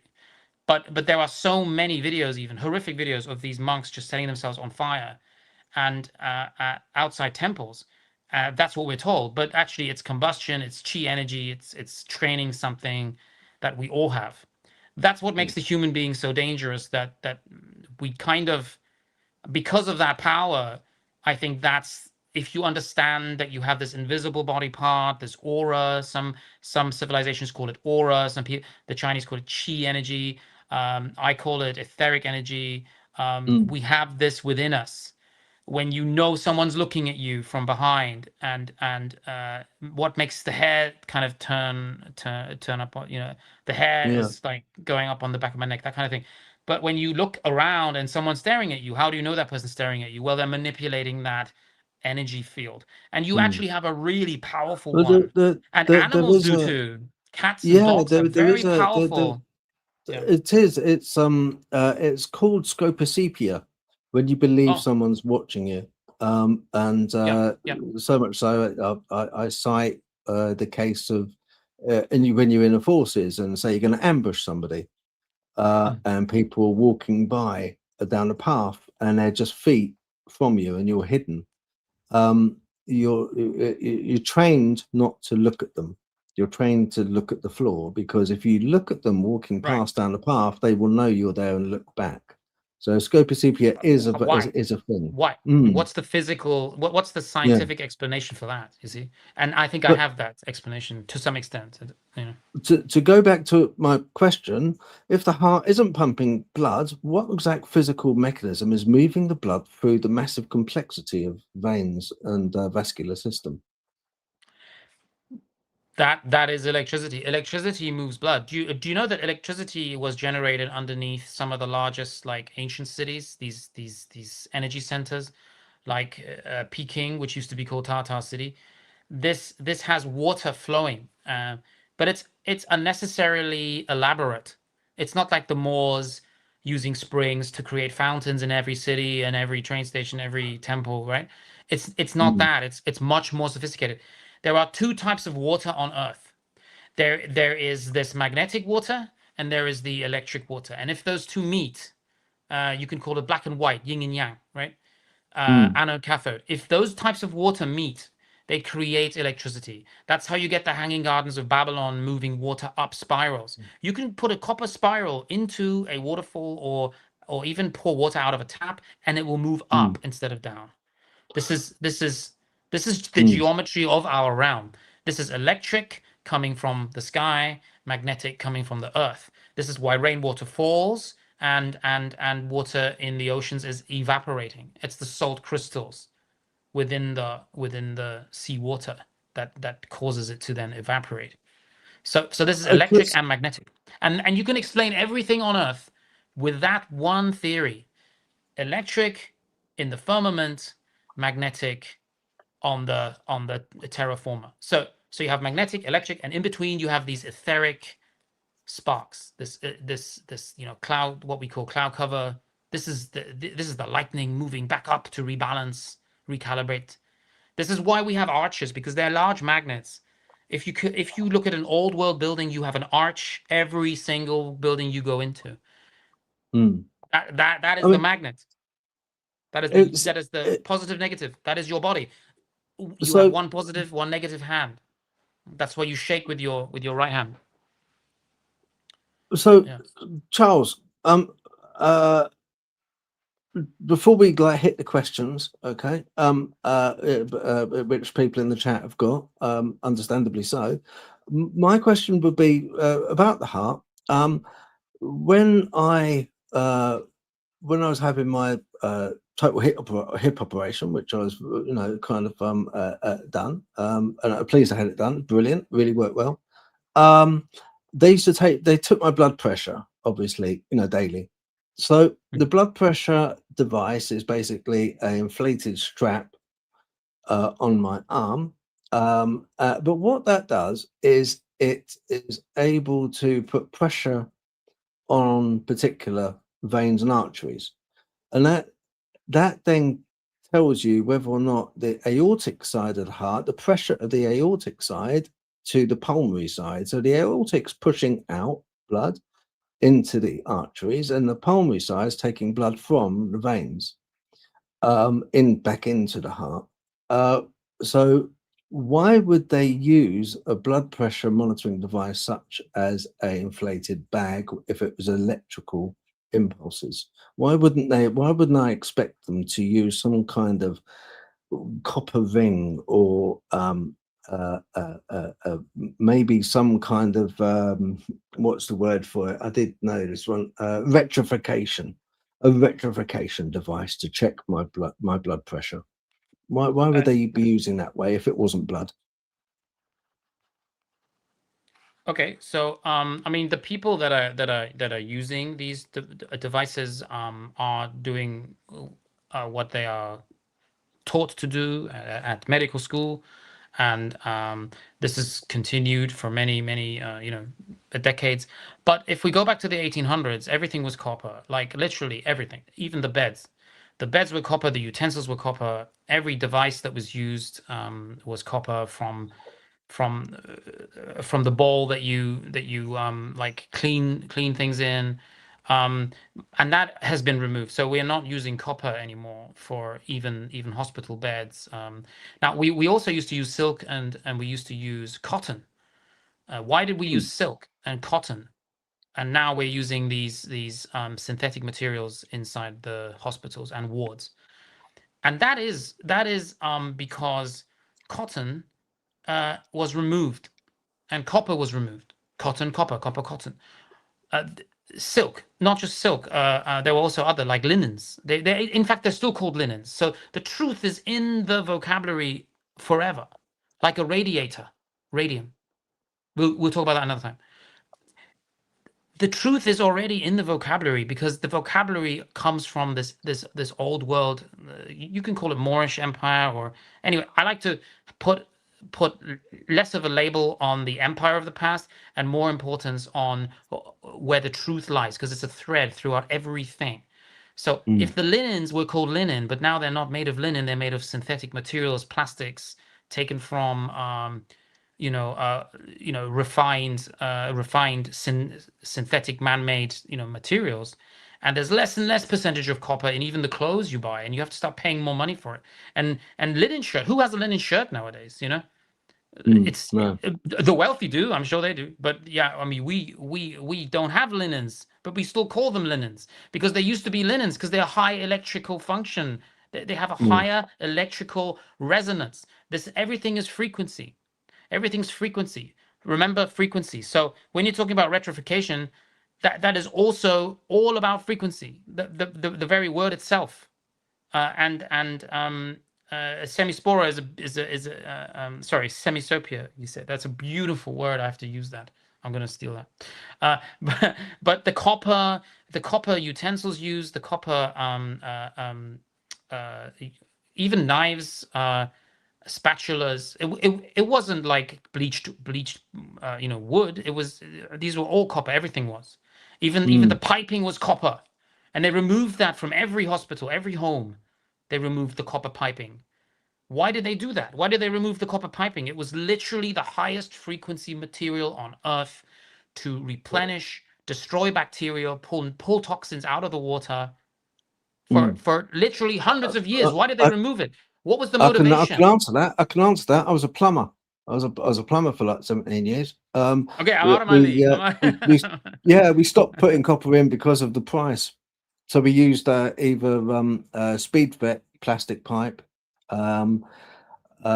most times. The only time we ever kind of like used it was when we were doing certain tails in the kitchen, because there would have to be earth tags put on, in case there was any electrical hit the pipe, and that'd be no good on plastic pipe. So we'd have to put earth tags on. So then we'd use copper. But other than that, that was cost.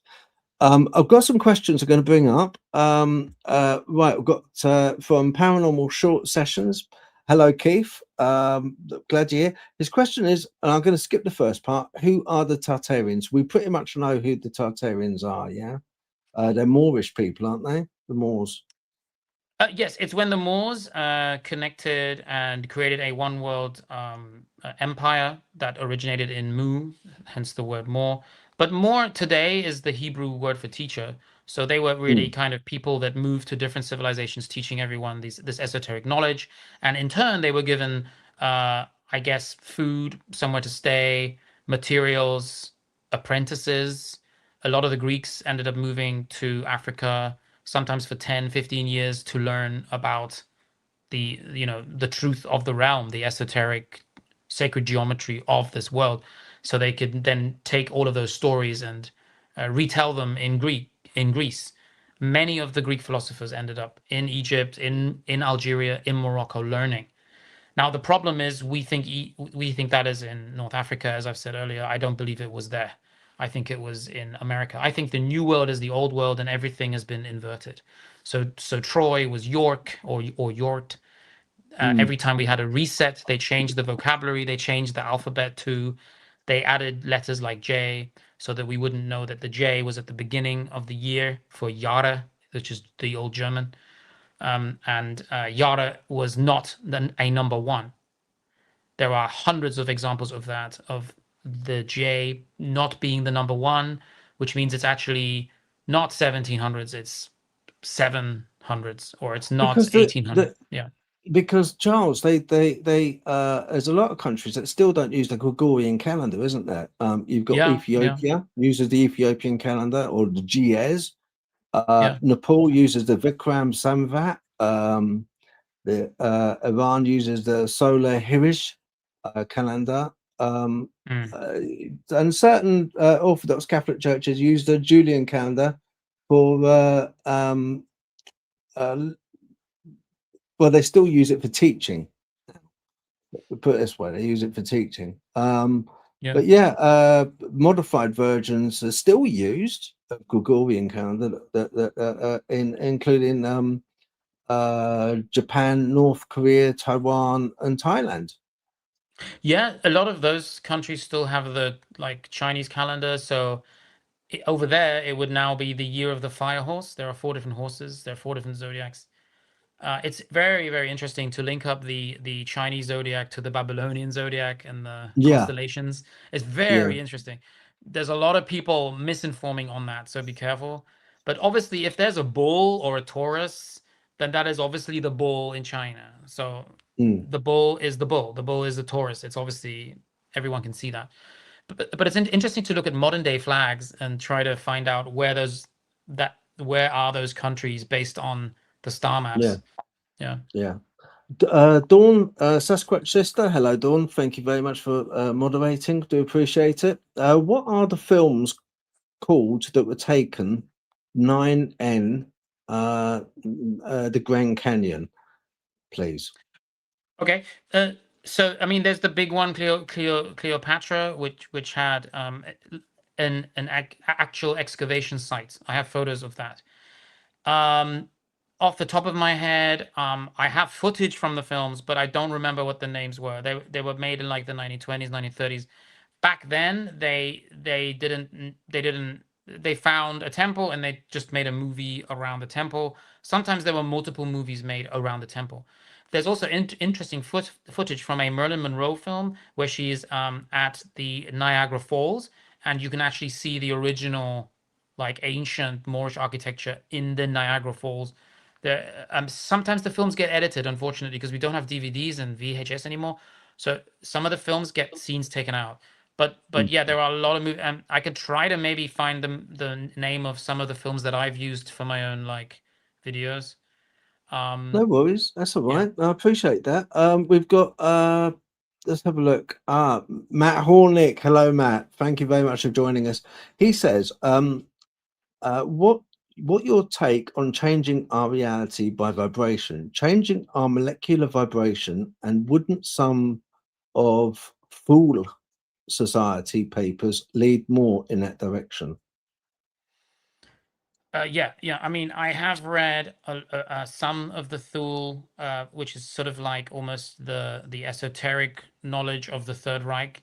It is absolutely fascinating. I completely understand why they have told us that Hitler was this like evil person that we shouldn't look into, because when you do look into the amount of technology that was brought into our reality during this World War II period of time, and then when you look into who is the real Hitler, so the real Hitler is not that person that we all know with the mustache.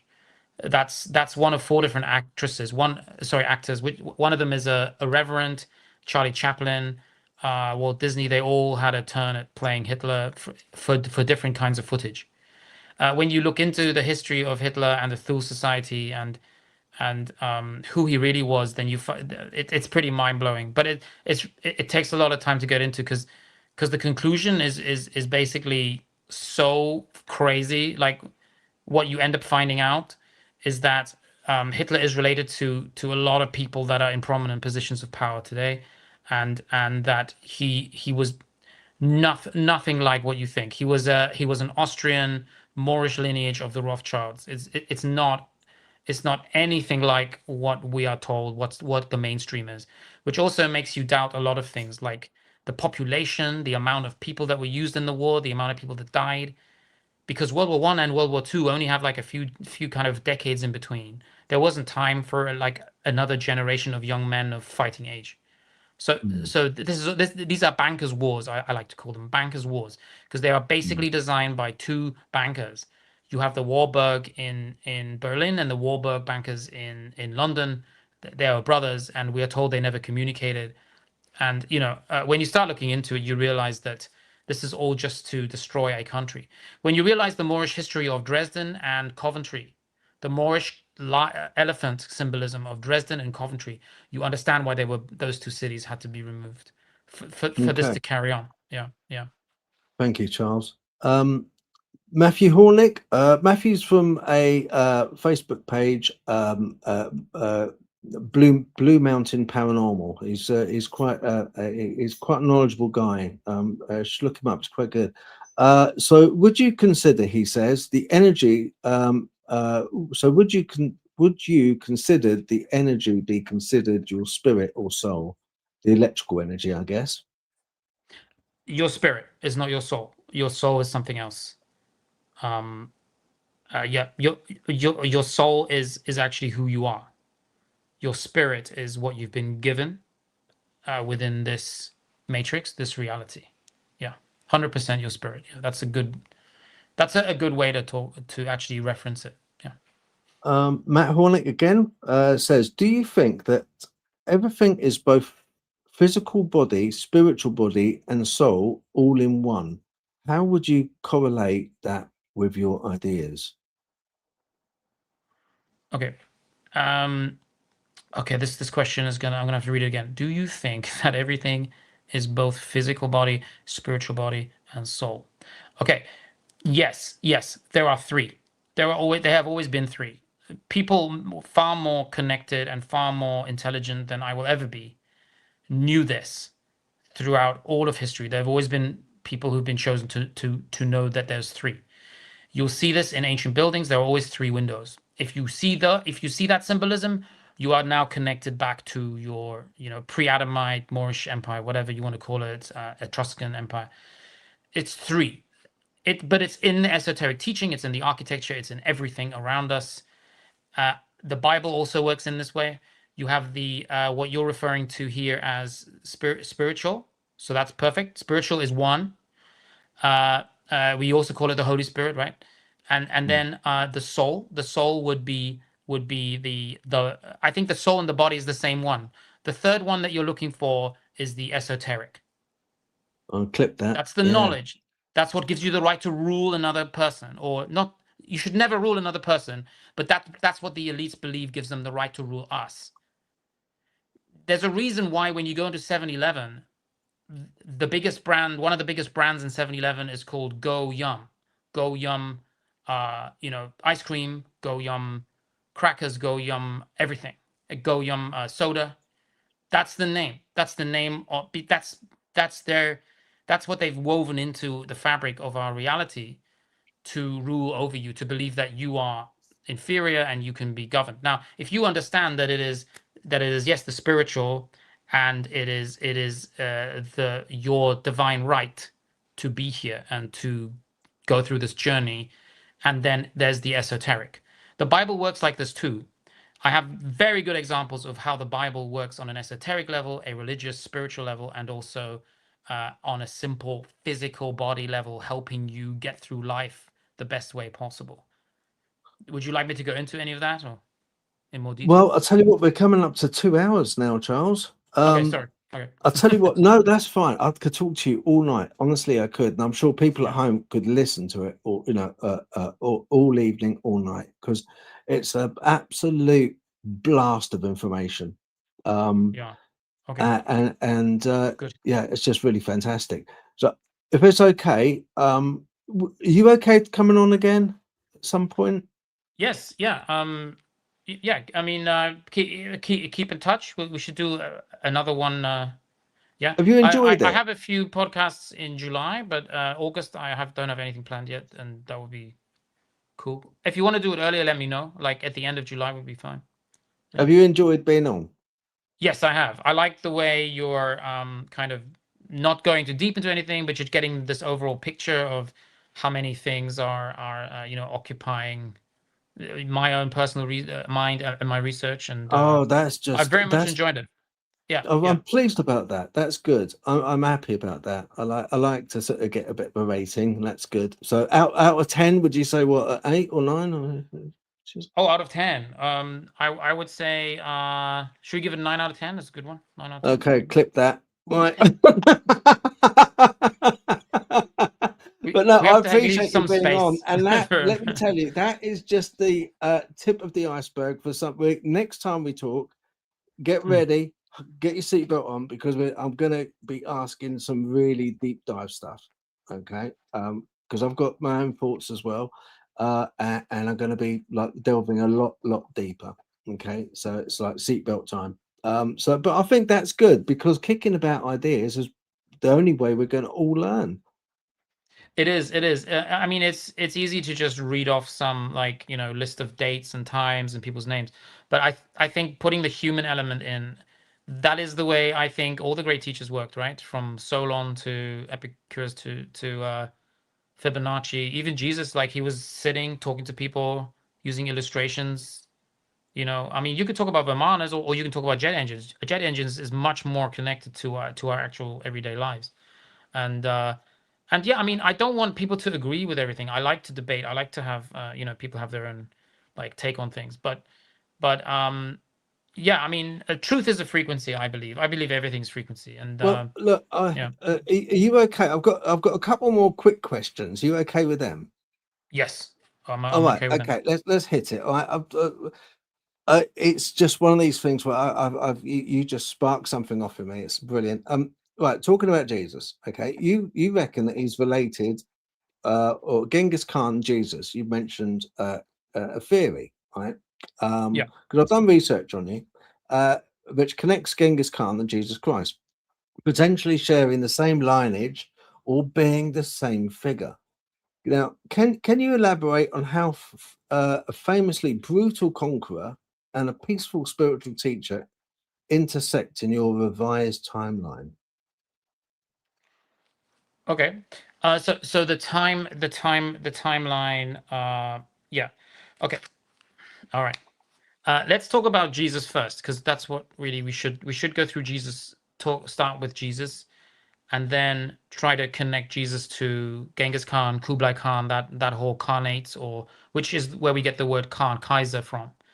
So that is all connected to like even Europe, Germany, Austria.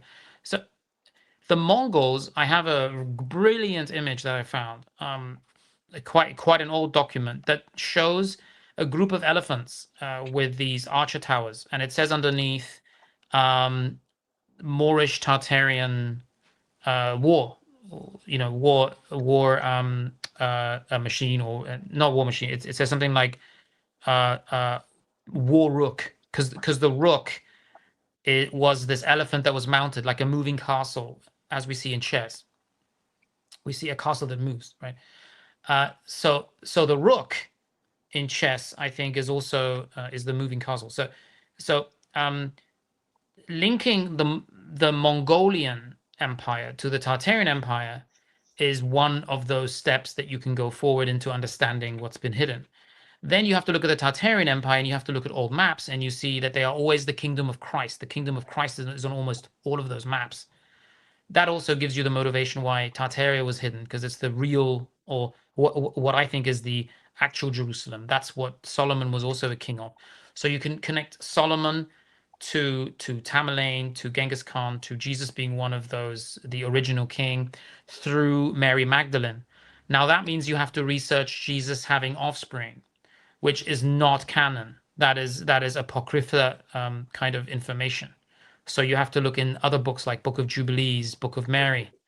You have to understand that the female has been removed from Christendom, because those teachings are very, very powerful. They give you all of the answers. So do we know who Mary Magdalene is, or the Magdalenian, or the Merovingian, as it's called, lineage? Well, there are Gnostics that believe that Jesus's children escaped at the fall of Tartaria, and then you can link that up to around about 14th century, which is very difficult to do, because we all have this calendar that starts with Jesus's birth exactly 2026 years ago to 2025 years ago. Yes, so Yeah. because of that, we are disconnected. But when you understand that 1,000 years were added because we thought the J was the I, and then you understand Pope Gregory's desire, which is what I mentioned right at the start. It always seems to happen when I do these podcasts, that I start where I always end where I start, no matter what I do. I have to write that down. This has happened like a lot of times now. Okay, Is it? when I mentioned Pope Gregory at the start, do you remember? If you Yeah, I look at the remember. Yeah, recording, I remember that. Yeah, 300 years. Okay, here we go. yeah. There we are, back at the start, like the snake eating itself. So, the Pope Gregory added 300 years because he wanted to be in this millennial reign period. He wanted to be at a very important time. There's also a lot of Jewish teachings as to 6,000 years. That they would have their kingdom would arrive 6,000 years after the beginning of the history of the earth. So if we remove the 1,000 years, because that was the J that was added during our vowel shift. Every time we have a reset, they remove a whole bunch of things. They have a long list of things that get removed, like the Great Wall of Tartaria was actually Great Wall of China. All of this misinformation. China is just these fishing villages, the small empire that was bolstered with Holy Roman Empire and British weaponry to get through the wall of China at this Boxer Rebellion that it's called now. So to conquer Tartar City, take all of their gold, and that was kind of the end of Tartar City, which used to be Peking, which is now Beijing. So how can Jesus Christ exist in the 1400s? Because we had 1,000 years added on intentionally. Most likely the Jesuits wanted us to do that. And then we have another 300 years by Pope Gregory. So it's 1,300 years added on. So what date do you get the Shroud of Turin? 14th century, Shroud of Turin. Now, Shroud of Turin is incredibly powerful because there are certain like we can go into this one day with the chemicals, the even the fabric itself, the method of creating the fabric. It can be placed very, very well within a few decades. Or so if that's Jesus's death, then you have this resurrection that inspires the whole world to the point where Constantine decides to abandon all the Greek Roman gods and just follow Jesus Christ, creating the Roman Catholic Church. That's the highest frequency there's probably ever been of a single person ascending to such a height where everything he says is remembered for hundreds of years, to the point where one of the biggest, most powerful empires in the history of the human race removes all of their fallen Nephilim gods, because all of these gods from Greece were all demons that wanted to create themselves or rebuild themselves, recalibrate themselves, and pretend to be gods. So you have Mars, Juno, Venus. If you look at even the teachings of like Vulcan, and these were demons that wanted to become worshipped as gods, and they were for a long time. But imagine Constantine can't control the human race, can't control the colonies, can't control the empire anymore. And then you have this 711 AD invasion of Europe, and this building of Europe, and the first universities like what is it called? Anyway, the first universities, Cordoba, Al-Andalus, Alhambra, and this sudden knowledge, this high frequency that was obviously a ripple effect of Jesus Christ himself.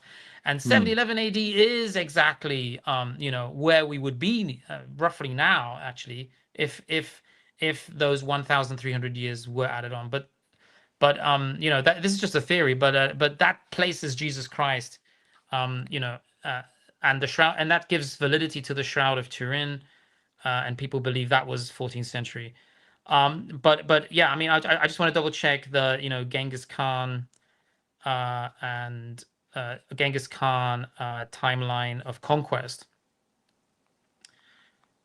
because I think, Charles, what I was getting at really was they're so quintessentially opposed in character type, and indeed, and in their deeds. What makes you think that they're the same person, one of the same person? That's what I was really, Oh, I don't think they're the same person. That's not my theory. I don't have that theory.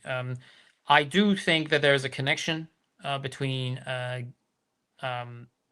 the Genghis Khan, Merkids, Tatars, Jamukas. I think these are all tribes of like original tribes, Hebrew people. I don't think Genghis Khan had an epicanthric eye, for example. I think he had red hair. I think there's some illustrations that I've found. So Genghis Khan invades in the 13th century, and you have this invasion into northern China, and then obviously he gets all the way to Austria and Vienna, and that's kind of a very kind of interesting connection there. But even today, you have the grave of Genghis Khan with all of the crucifixes put on top, because there is this reference to Christendom even within his tomb today. And yeah, I mean, how long did people live back then? Because throughout like a lot of biblical texts, biblical stories, you have people living, like Enoch, I think, lived to like 800 years, Abraham 900 years. So when you're in this higher frequency and you really understand like how the realm works, and you're not under attack, and I guess, yeah, I mean, does Genghis Khan's conquest of Europe or of China, was that always like some kind of brutal attack? Were the Tatars brutally attacking, or what was some of this, some of these takeovers of these large pieces of land, were these amicable things? Like you have the story of Troy and these giants at the front of the army. Is it sometimes just a fight between the giants? Are people always running into a battle, getting Well, massacred? And I think on the sometimes it next, wasn't. Like you've got the story of Achilles and Hector. You've got the story of der Größe Friedrich der Größe, who decided to fight, I think, one of the French giants. They had also Moorish giants. But you have to look into the history of France, into the history of the black nobility in France, Germany, Austria, Norway. Even the Dutch had these massive giants. The Prussians had this unit of massive but black that's one giants. thing I want. That's one thing. Next time you're on, that's one thing I want to cover with you about the giants. I definitely want to do that. So listen, Charles, we've got to wrap it up here. I could, like I say, talk to you all night, and I do appreciate you ever so much being on. I know everyone watching appreciates you, because you've expanded people's train of thought, which is the main thing. That's the main thing. People at home, if they're anything like me, they'll be listening to what you said and thinking, do you know what, that guy's got a point, and then hopefully digging around, looking in a bit deeper, and following your Facebook page. Please follow on his YouTube, okay, as well. You'll find all the descriptions and links, let me say that again. You'll find all the links in the description, okay, on this video. So go click on them, find them out just right there. If you don't mind just staying on for 2 minutes, I'm going to take your screen, but if you can stay on just for 2 minutes, it will look like the show's ended for you, but it won't be. Okay, I just want to have a word with you afterwards, if that's all right, just to get some dates and stuff. All right, people, thank you very, very much, and I appreciate Charles. Thank you. I'm going to take your screen now. Thank you, mate. Bye-bye. Okay, bye-bye. Right, okay, that was fantastic. Everybody, want to thank you as well. God bless, take care, all right, and enjoy the rest of the weekend. Thank you for watching. Okay, bye-bye.